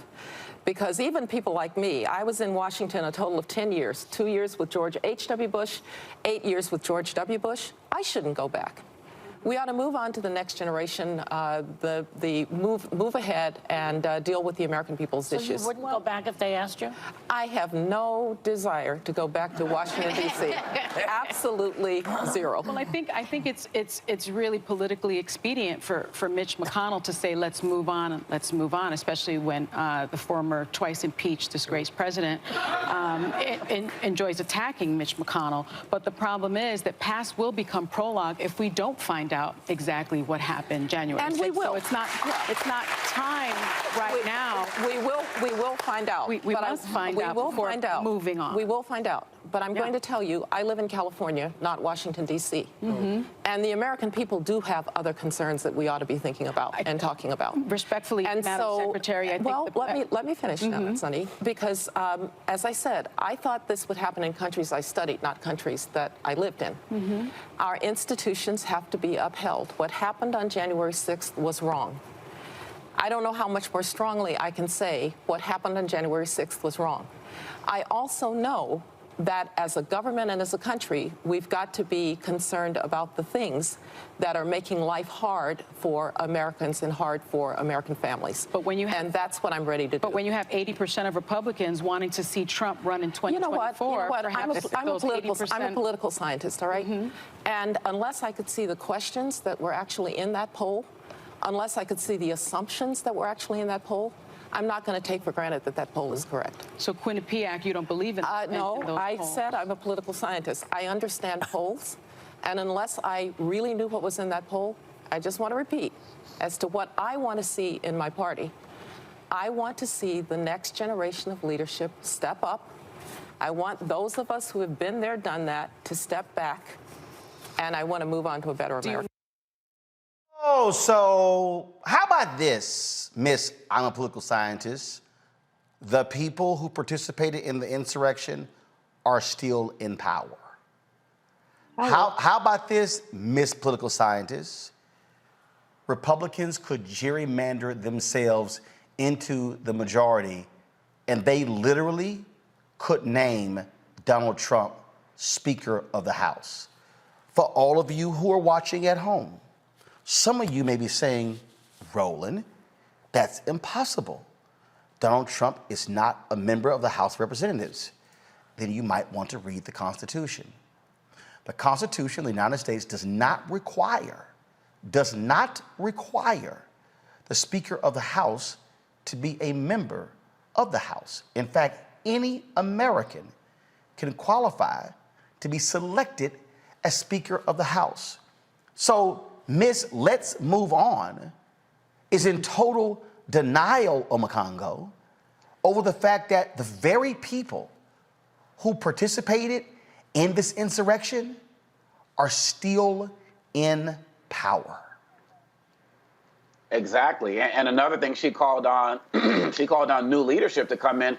Well, look, most of those people that we're talking about, they're under 50, under 40. I believe Madison Cawthorn is like 25 or something like in his 20s. You got Matt Gaetz, who's young, Marjorie Taylor Greene, who's young. So we're talking about this. She wants a new generation of leadership. This new generation, they're part of this insurrection. So really, at the end of the day, what are you really talking about? And what Secretary Rice did is she used her credentials to basically say this is fake news or alternative facts, talking about these polls when she knows what the truth is. I mean, this is somebody who has seen hate firsthand. I mean, she was in the church where 4 girls lost their lives that was bombed. I mean, she's seen this. So she can't keep talking about people want to move on when the insurrection is still going on right now. That was a major manifestation of it, but it's still going on in the streets. It's still going on in the Capitol. We have, over 400 potential bills that were passed across the country to suppress our voting rights in 49 states. It's happening every single day. So I'm sorry, Madam Secretary, when you're talking about these kitchen table issues,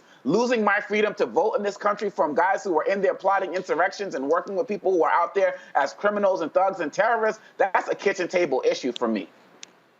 Brianna. Yes, I agree. It's awful. I mean, to really think about, on January 6th, there was an assault on the Capitol, and it was in front to everything we have fought to create in America. And we watched it as 140 Metropolitan Police officers were injured, and literally some were beaten with their inches of their lives, while members of Congress and echoed the rioters, didn't know what was occurring, trying to fight for their safety, hiding. And then this was all in the sense of overturning a free and fair election. As Condoleezza Rice said, you would think that would happen in some other country, but it happened here. And it's literally one of the most lowest points in American history. And it's our responsibility to search for the truth and make sure it never happens again, and not keep elevating these people and giving them privilege passes. It's time to just stop the shit and focus on, our voting rights, focus on protecting us. We can do both. We can walk and chew gum. So for her to say, we just need to focus on table issues, it's just not fair, because we can't really focus on those issues while we know that there's people who are in the House who are literally, trying to, take an election through force and intimidation and fear, and they don't want to really care about the issues at all because they don't care about us. Bottom line here, Julianne, for Condoleezza Rice to say, "Oh no, let's just move on." That's people like her, they are part of the problem. They do not want accountability for the actions of these thugs. Condoleezza is being extremely disingenuous, and she knows she is. For her to, how many times she said, "I'm a political scientist." So, I'm an economist. Right. Most social scientists understand polling. She's absolutely right that depending on what the question is, the answers can be skewed. But we know that this is not the case, because consistently Republicans have talked about what they want to do and what they want. They want that orange orangutan back in the Oval Office. Here's the deal. The same obstructionist tactics that propelled January 6th are the obstructionist tactics that refuse to let us have our voting rights, the same obstructionist tactics that refuse to deal with Build Back Better, even though the majority of American people say they want the Build Back Better plan. The same obstructionist tactics that essentially allowed that little pissant, as you called him, to talk over Jamie Raskin because he doesn't have anything to say but talk over. So with all due respect to the former Secretary of State, stick to running Stanford, sister. Stick to trying to run Stanford, because you don't have anything to say about this if all you have to say is move on. All right, folks, got to go to a break. We come back, our Black and Missing, also some other news, and of course we'll talk with Jim Jones, who says, y'all soul food ain't bad.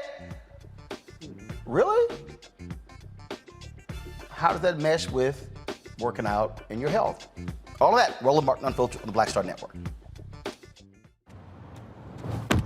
Oh, that spin class was brutal. Well, you can try using the Buick's massaging seat. Ooh, yeah, that's nice. Can I use Apple CarPlay to put some music on? Sure, it's wireless. Pick something we all like. Okay, hold on. What's your Buick's Wi-Fi password? Buick Envision 2021. Oh, you should pick something stronger. That's really predictable. That's a really tight spot. Don't worry, I used to hate parallel parking. Me too. Hey. Really outdid yourself. Yes, we did. The all-new Buick Envision, an SUV built around you, all of you. Once upon a time, there lived a princess with really long hair who was waiting for a prince to come save her. But really, who has time for that? Let's go. Feeling myself. I'm feeling She ordered herself a ladder with Prime one-day delivery, and she was out of there. I want some hood girls looking back at it and a good girl in my tax bracket. Now, her hairdressing empire is killing it. And the prince, well, who cares? Prime changes everything. But I'm back at it and I'm feeling myself.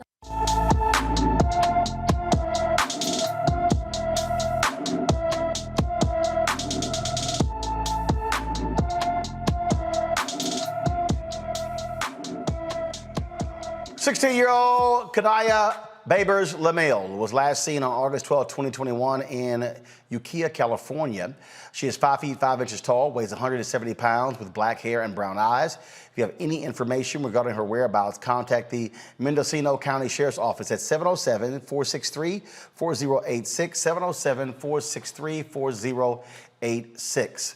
Folks, River Jesse Jackson Sr. and the Rainbow Push Coalition will host a rally for Jelani Day tomorrow in Peru, Illinois.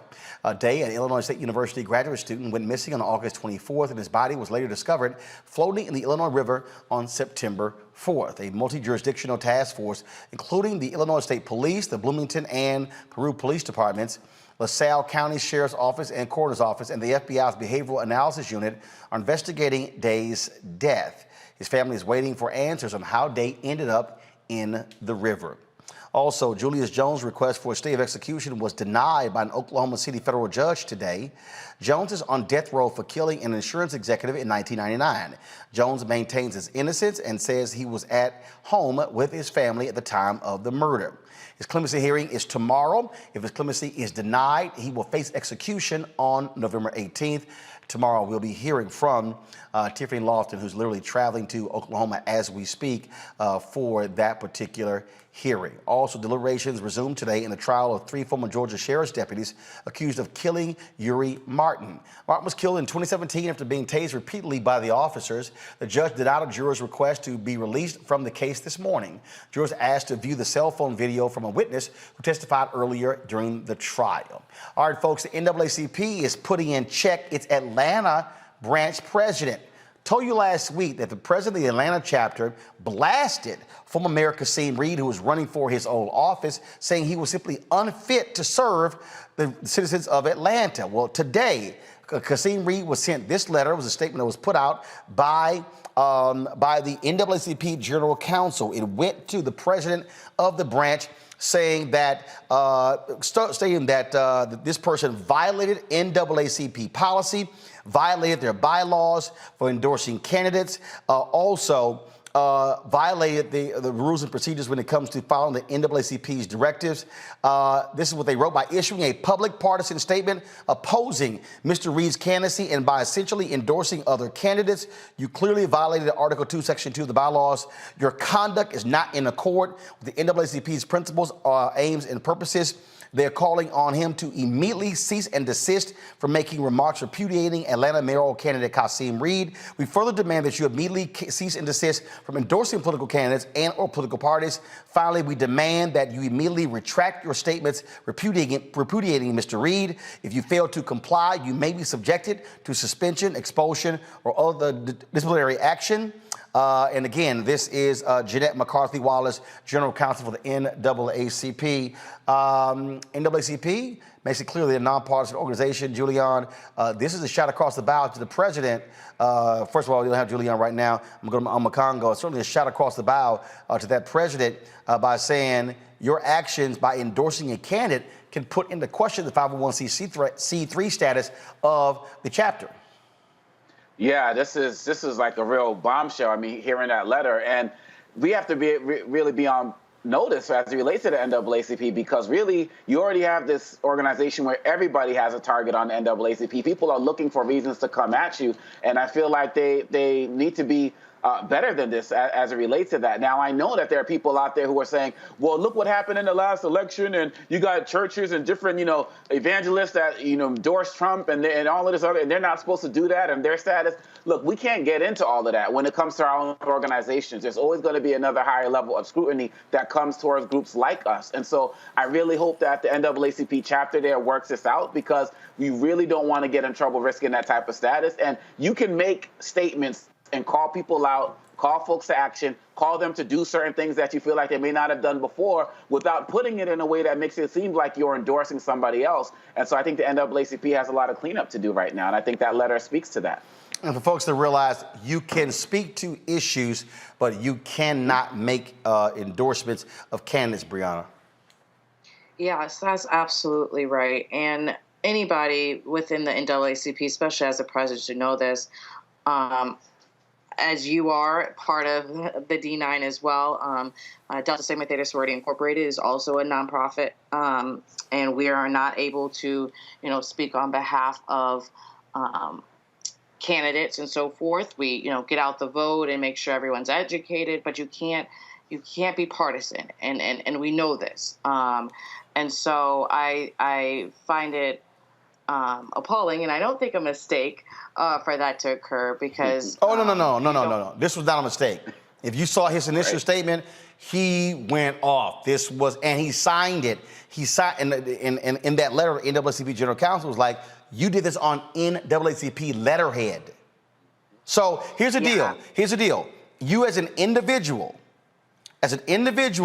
you can speak out, and we've seen this before, where NAACP presidents have spoken in their personal capacity, endorsing a candidate. Now, we know how the candidates run it by saying, NAACP president endorsed me, but this person put it on letterhead. Yeah, I don't know what he was thinking or why he thought that was okay. We know why. He don't want Casino. It's sitting right in front of us, Brianna. He don't want Casino to be mayor.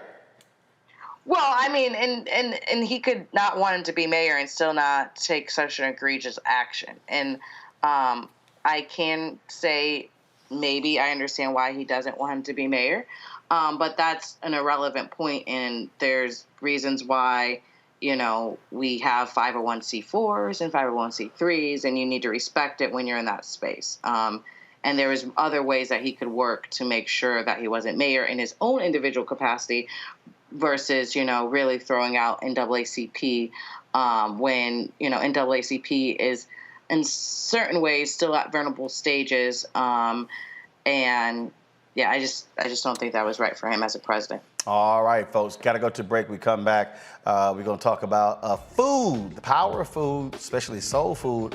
Can that really work with your diet? We'll ask Jim Jones that question next to Roland Martin Unfiltered.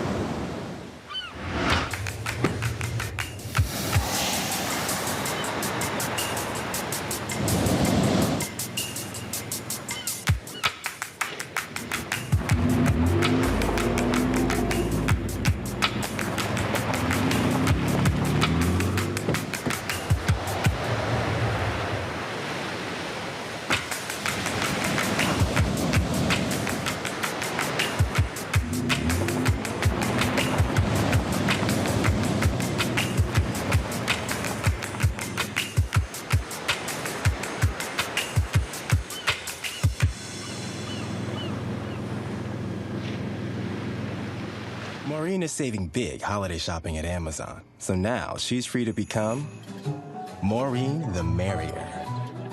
Food is her love language, and she really loves her grandson. Like, really loves.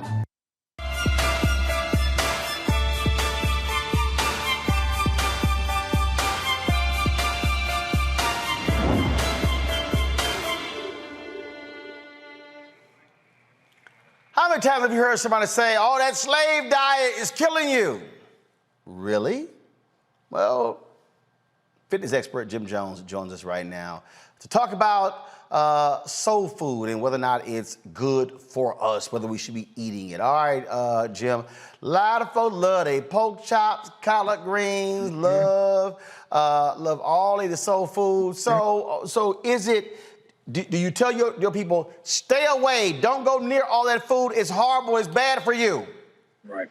You know, Roland, this is the thing. It's the miseducation of the black diet is where our problem is, right? I think from birth, you know, I tell people, if you're black, no matter how much money your parents made, no matter where you lived at, no matter what your background was, you had them after church Sunday dinners. You had them being black, right? And we don't know that. That's early conditioning from birth. Like, we associating bad food on a weekly basis, right? So my thing is, I just want us to change the conditioning.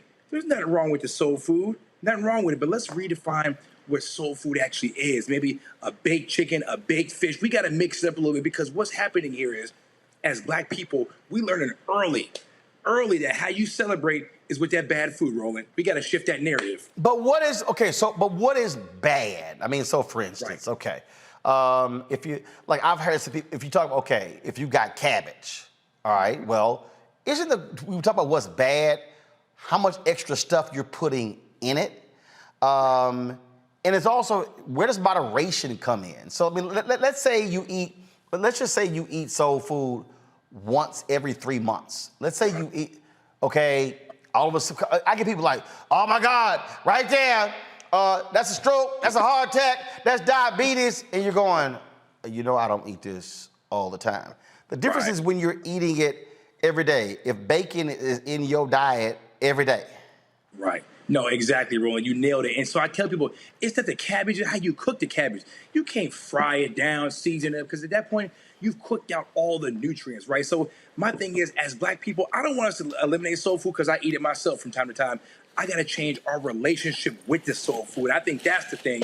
Educating people, like, listen, we can have this stuff, but we do not have to think that every baby shower, every Sunday, every time we have a celebration, y'all want to bring in the fried chicken, the macaroni and cheese, the meatballs.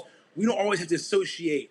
We don't have to associate celebrating in a weekly tradition with soul food. So we just got to just tweak our relationship with the food. That's all I want, Roland. But isn't it also a matter of if you eat it and your ass not walking, you're not exercising, you're not drinking water, again, it's all of that. I see somebody talking about it's the salt. Well, again, it's not just the salt. Hell, I was at a seafood restaurant the other day, and I swear the salad was salty, the rolls were salty. I was like, damn. So that wasn't no soul food restaurant. It literally was one of the top seafood restaurants in D.C. And I was like, yo, who the hell in the kitchen with the salt shaker? Right. You know, Roland, and that's the thing, Roland. I tell people, you can eat the food, but we also got to associate, as African Americans, I want us to have, of course, I want us to have the good food, but we got to focus on doing a little bit of exercise too, right? You know, it's okay on Sunday dinners if you want to have that, right? But in the morning, let me get a Sunday squat challenge, right? Let me get a Sunday walk. So we have to link diet and exercise, right, to the foods which we love to celebrate with. Because like I said, if you black soul food is tradition, I love it myself, but it can't just be soul food Sundays, okay? Give me soul food and squats. That's the new hashtag, Roland. I need you to go ahead and tweet that for me right now, Roland. Well, soul food and squats. But also, here's one thing before I go to Brianna and Omakongo with a question for you. It's also what people are not regularly checking their stats. So I was in Atlanta last week, and I decided to go to the CVS for some chips. Oh, man. I threw that in. Calm down. Calm the hell down. And so they were doing blood pressure checks. They were doing cholesterol checks. They were doing glucose checks. Okay, and it was very interesting to me. All the folk who were walking by, and so I stopped in. They were like, "Hey, you want to get checked?" I was like, "Yeah, all right, that's fine." They were like, "Well, we got $10 free CVS bucks." I was like, "Man, I'm good." I said, "Come on," And I mean, I'm real bit nonchalant about it. So, and I took, and just so all y'all people who think I'm lying, okay, see, boom, right there. Okay, you get that documentation, okay. And here was the whole deal. And so, again, to me, I don't understand why you pass up a free damn check. It's free, you know, so they did blood pressure, 118 over 78. And they said the goal is 120 over 80. I'm underneath. Then they said glucose, fasting under 100, non-fasting under 140. Mine was 72, but I wasn't even fasting. I had eaten 6 hours earlier. And then they had total cholesterol. Gold 200, mine was 135. Okay. And so I was like, all right, we good. And now it doesn't mean, oh, we about to go to the soul food restaurant and stock up. But the whole point, I just think for a lot of people, people berate folks, and it's kind of like, no, if you do moderation, I'm like occasionally, but yeah, if you're doing it every Sunday, if you got fried chicken and pork chops every Sunday with the greens smothered in with ham hocks and a ham and all kind of other stuff every Sunday, you're gonna have a problem. And that's what I'm saying, Roland. I feel like we're losing more people to diabetes, hypertension, and heart disease. The same thing to the gun violence, right? So, Roland, and been in the South too. Roland, you from Houston. You know how y'all do in the South. Y'all really love y'all soul food in that South, Roland. You know that. Yeah, but hold up, as guys said, my maternal folk from Louisiana. So hell, we do more gumbo and seafood than anything else. So I mean, I don't eat a lot. First of all, I can't stand most soul food items anyway. Like I can't, because my babysitter, and I love Miss Elkins and all her kids. I could not stand the smell of them damn greens. All the greens. Oh, I could. To this, do you understand? I could smell right now in my nose them damn beets. They had all that soul food. I don't eat most of that. I can't stand the smell. So that's just me. Brianna, you got a question for Jim Jones about soul food, nutrition, and working it out? Absolutely. I am not like Uncle Ro. I love my soul food. I love cooking it. I love eating it. I can't think about a celebration or a meeting without food. Not necessarily soul food, but food is the life. Yes, very much comfort. So I'm gonna play in on your whole squats for soul food. If I was gonna, Brianna, when last time you did a squat? I haven't, and that's what I'm asking. How many do I need to do in order to keep eating my soul food? When the last time you did a squat, Brianna, can you even stand up right now and drop a squat? I can, but I will not. You can? I can. I wear heels, Roland. Take them off. Flat-footed. No, I'm saying we have a little exercise with the heels and having to go to the bathroom and the public, but we won't go there. But anyway, so you don't touch the seat. You have to squat to go to the bathroom. That shit don't count. Oh no, that don't count. Come on now, bro. Don't do that. Now. Hell, we don't wear heels. We got to squat sometimes too. Right. But how many squats do we need to have, or what can we incorporate for our? Do 3 right now. I am not doing that. Come on. Go ahead. See, so I'm kind of go. You see, she like, damn, now he put me on the spot. Yeah. Now I gotta. So if I do 3 squats right now, what can I eat tonight? 3, I can eat 1 tonight. Hold up, I said do 3, and you say I want to do 1 tonight? I said if I squat 3 squats right now, what do I get to eat tonight? Okay, so you get to eat tonight, which you're probably a 3-piece. No, Roland, no. Eat what you're gonna eat, because I'm willing to take a guess right now. Might not approve what your dinner is, so just go ahead and give me them 3 squats off the top. Nah, hell no. First of all, let's see if she can do 3. Brent, we're waiting. I mean, the man put you on the spot. This is awkward. Hold up. I'm gonna go over here too. Come on. What? Let's see what you can do. Hold up. Zoom the camera out. Okay. First of all, you ain't even squatting. Arbery. You ain't even squatting. Zoom the camera out. You ain't even squatting. This is what you bending over. Right. You front. You bending over. Brianna, you bend over. That ain't no squat. Hey, He said squat. He said squat. He said squat. Come on. Go down. Come on, Brianna. Squat, damn it, squat. Come on. Another one. Okay. I'm squatted. My back is straight. Oh, hell no. Oh, whatever. Come on. You bending over. You ain't going nowhere, Brianna. You're not going nowhere. You bending over. Stop tripping. Oh, McConaughey, ask your question. Brianna tripping. She knows she bending over. She over here sitting. She over here. You guys are just trying to make me do too much. I did them. You bending over. You just poking your butt out and then coming back up. You ain't front. Go, McConaughey. Today is Mediterranean Monday, so I was going to eat soul food anyways. McConaughey, ask your question. I'm loving this. I'm loving this. Jim Jonez, is always a pleasure to talk to you, man. I've taken so much of your advice over these sessions, and I just appreciate everything you do. Is there a room for alternative meats and things in the soul food diet? You know, but people who don't eat beef, who've taken up Impossible and Beyond burgers and different things like that. Or are you of the opinion of once you start putting in the substitutes, it's just not soul food anymore? Is that something we can look into as well?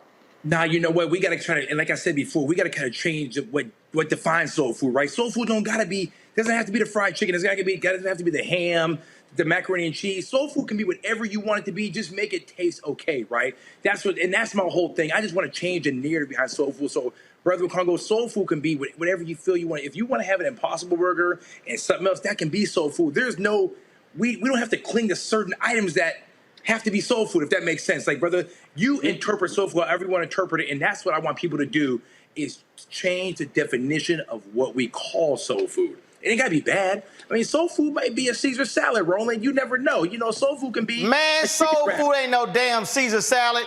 Brother, ain't no rules in life. You know, ain't no rules to the soul food thing. You just, you live how you live, right? Stop. Jim. Salad with extra mayo. Jim. With mayo in the salad? Oh, why? How you even put mayo in the salad? Brianna, did your ass just say... Brianna, did your ass just say mayo? She said mayo in the salad. I need 50 more squats out of you. No, hell no. I am, y'all not gonna see, Brianna is on suspension from the panel. You cannot, now she already made that mistake earlier talking about when I had to check her last time, talking about, the boomers, like these damn millennials doing something. Right. But, but now you're gonna sit here and, girl, don't even, okay, look, I'm gone. Jim, go on to a final comment before I cuss Brianna out. She crazy. Yeah, listen, man. Talking about that damn mayo. Man, ain't no mayo in my house. If y'all been following Dionne Warwick's tweets, I'm with her 100%. Hell no, can't stand mayonnaise. Yeah. Well, I make it homemade. I love it. You make homemade mayonnaise? Your black card, your black card is in review status. Her black. Brandon, you hold up, did your ass just say you eat mayo with your French fries? Yeah, I like a good truffaglioli. Hey, y'all, turn her microphone off. This getting embarrassing. This getting embarrassing. Lord, Jim, go ahead with your final comment. She lost her mind. What? All I'm saying is, let's just change the narrative behind what soul food is, okay? If you need some more soul food advice, y'all can holler at me at Jim Jonez, GYMJONEZ. That's on Instagram, GYMJONEZ. Please, y'all, holler at me for different soul food ideas. I'm gonna get y'all right. Thank you, Roland. Man, Misrespect 90 said this on YouTube, but her waist snatched though. That's what they said. Yeah, they saying Brianna, she looked like she in shape. Y'all don't let the looks fool you. All right, because she also looked like she wouldn't eat mayonnaise. Lord have mercy. Lord have mercy. I'm sure a lot of your viewers eat mayonnaise too. Hell no, it's an honor. You ain't gonna never see a mayonnaise advertised on this show. I can guarantee you that. All right, y'all. Jim, I appreciate it. Thanks a lot. Let me go to a break. Then I'll be back on the non-mayo show, Roland Martin Unfiltered. Hell no, no mayo on the Black Star Network. Oh, that spin class was brutal. Well, you can try using the Buick's massaging seat. Ooh, yeah, that's nice. Can I use Apple CarPlay to put some music on? Sure, it's wireless. Pick something we all like. Okay, hold on. What's your Buick's Wi-Fi password? Buick Envision 2021. Oh, you should pick something stronger. That's really predictable. That's a really tight spot. Don't worry, I used to hate parallel parking. Me too. Hey. Really outdid yourself. Yes, we did. The all-new Buick Envision, an SUV built around you, all of you. Betty is saving big holiday shopping at Amazon. So now, she's free to become Bear Hug Betty. Settle in, kids. You'll be there a while. Ooh, where you going? No charcoal grills are allowed. I'm white. I got you, Carl. Yeah, illegally selling water without a permit on my property. Whoa! Hey! Give us your right. You don't live here. I'm uncomfortable.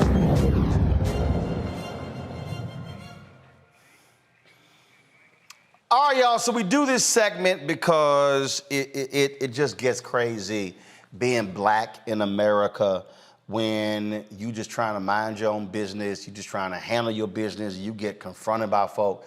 A Nashville comedian, Joshua Black, says he was accused of breaking into cars at a downtown apartment complex because he's black. Watch this video that he dropped on social media.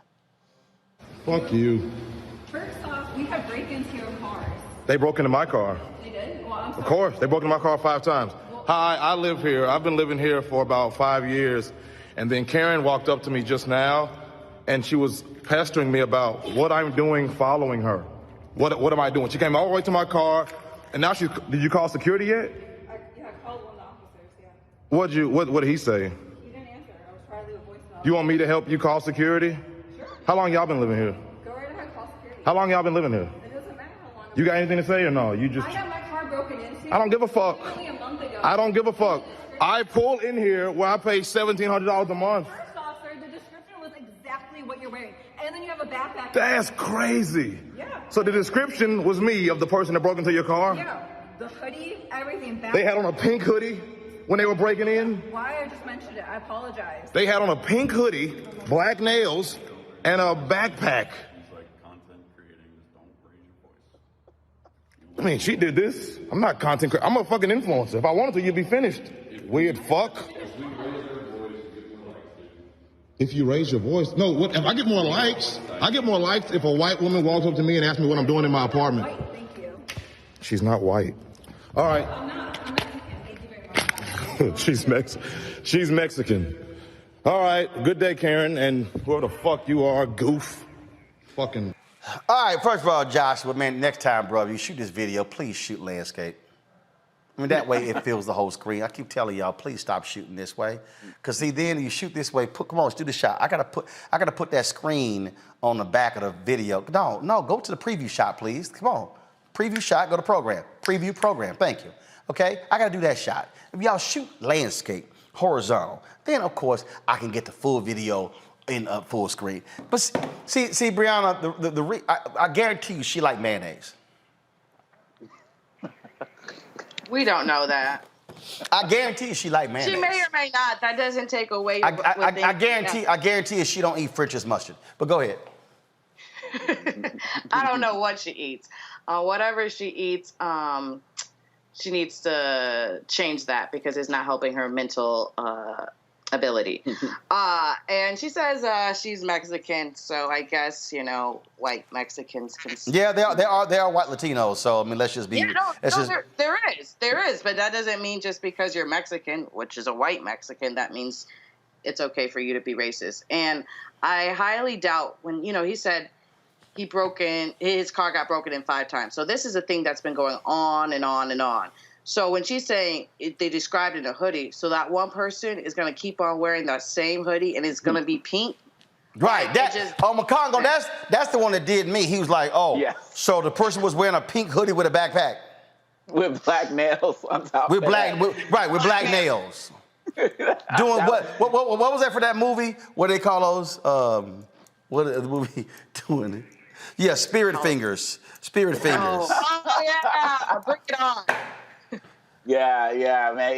He got her good, man. It's It's really ridiculous. And quite honestly, if she lives in the building, he lives in the building, he needs to go to whoever's in charge and talk about how he's being harassed. I mean, we got to start filing reports. I'm glad the documentation is there. I'm glad, the viral TikTok video happened, but I want to make sure that he's getting the protection and respect that he needs in that building. So he's got to make sure, file a report on her so he can start being harassed, because this fit the description nonsense. It's ridiculous. But at the end of the day, if security does come and you get the wrong guard, you just set up for more trouble. And so I think at the end of the day, he needs to make sure that he's getting protected within the building from people like her. Man, I'm telling you. Brianna, go ahead. I think I was going to say that, the joke in itself was, he said he pays $1,700 to live there. He need to buy a house. Well, that's another story. He's probably a millennial. We'll have that on a different day, different conversation. Yeah. But no, it's these things have been occurring over and over again. Clearly, their security is not strong. So who is he going to have to protect himself? Not let alone the property, right? So I mean, he could keep filing these complaints, but I'm pretty sure these people who are paying all this egregious money, have complained about their car being broken in. It is documented, et cetera. And I don't think the property is doing much. So I would think him as an influencer, he probably should put his name of the apartment on blast so they can start stepping up. You know what's so funny? You keep talking about millennials and stuff. When I was in Atlanta, Judge Gundy, it was so funny. We were interviewing her for the show, and one of her staffers on Macongo was like, "Judge, why are you always criticizing millennials?" She said, "Because y'all do millennial shit." Dog, I hollered. And that's what I'm saying. Sometimes you gotta check them to doing millennial shit. All right, we gotta go. All right, that's right. Such as eating mayonnaise with your damn French fries. I'm team no mayo too, Roland. I gotta keep it real. No mayo for me either. Just keep it real. Hell no. Sorry, Brianna. Mad love, but I'm team no mayo.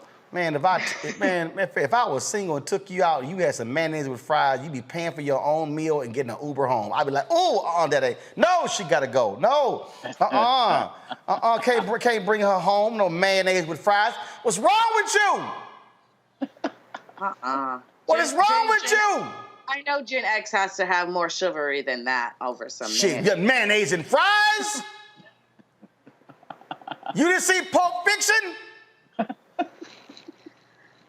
Oh, goodness. You're missing a great delicacy. I'm sorry to hear it. Jesus. Man, I'm going to call some preachers. We're going to pray for you. I'll take the prayers. Not over mayonnaise, but I'll still take over the prayers. No, they're going to lay hands on you. We're going to get some holy water or something. All right, y'all. That is it for today's show. I am going to be in Houston tomorrow. Game 1.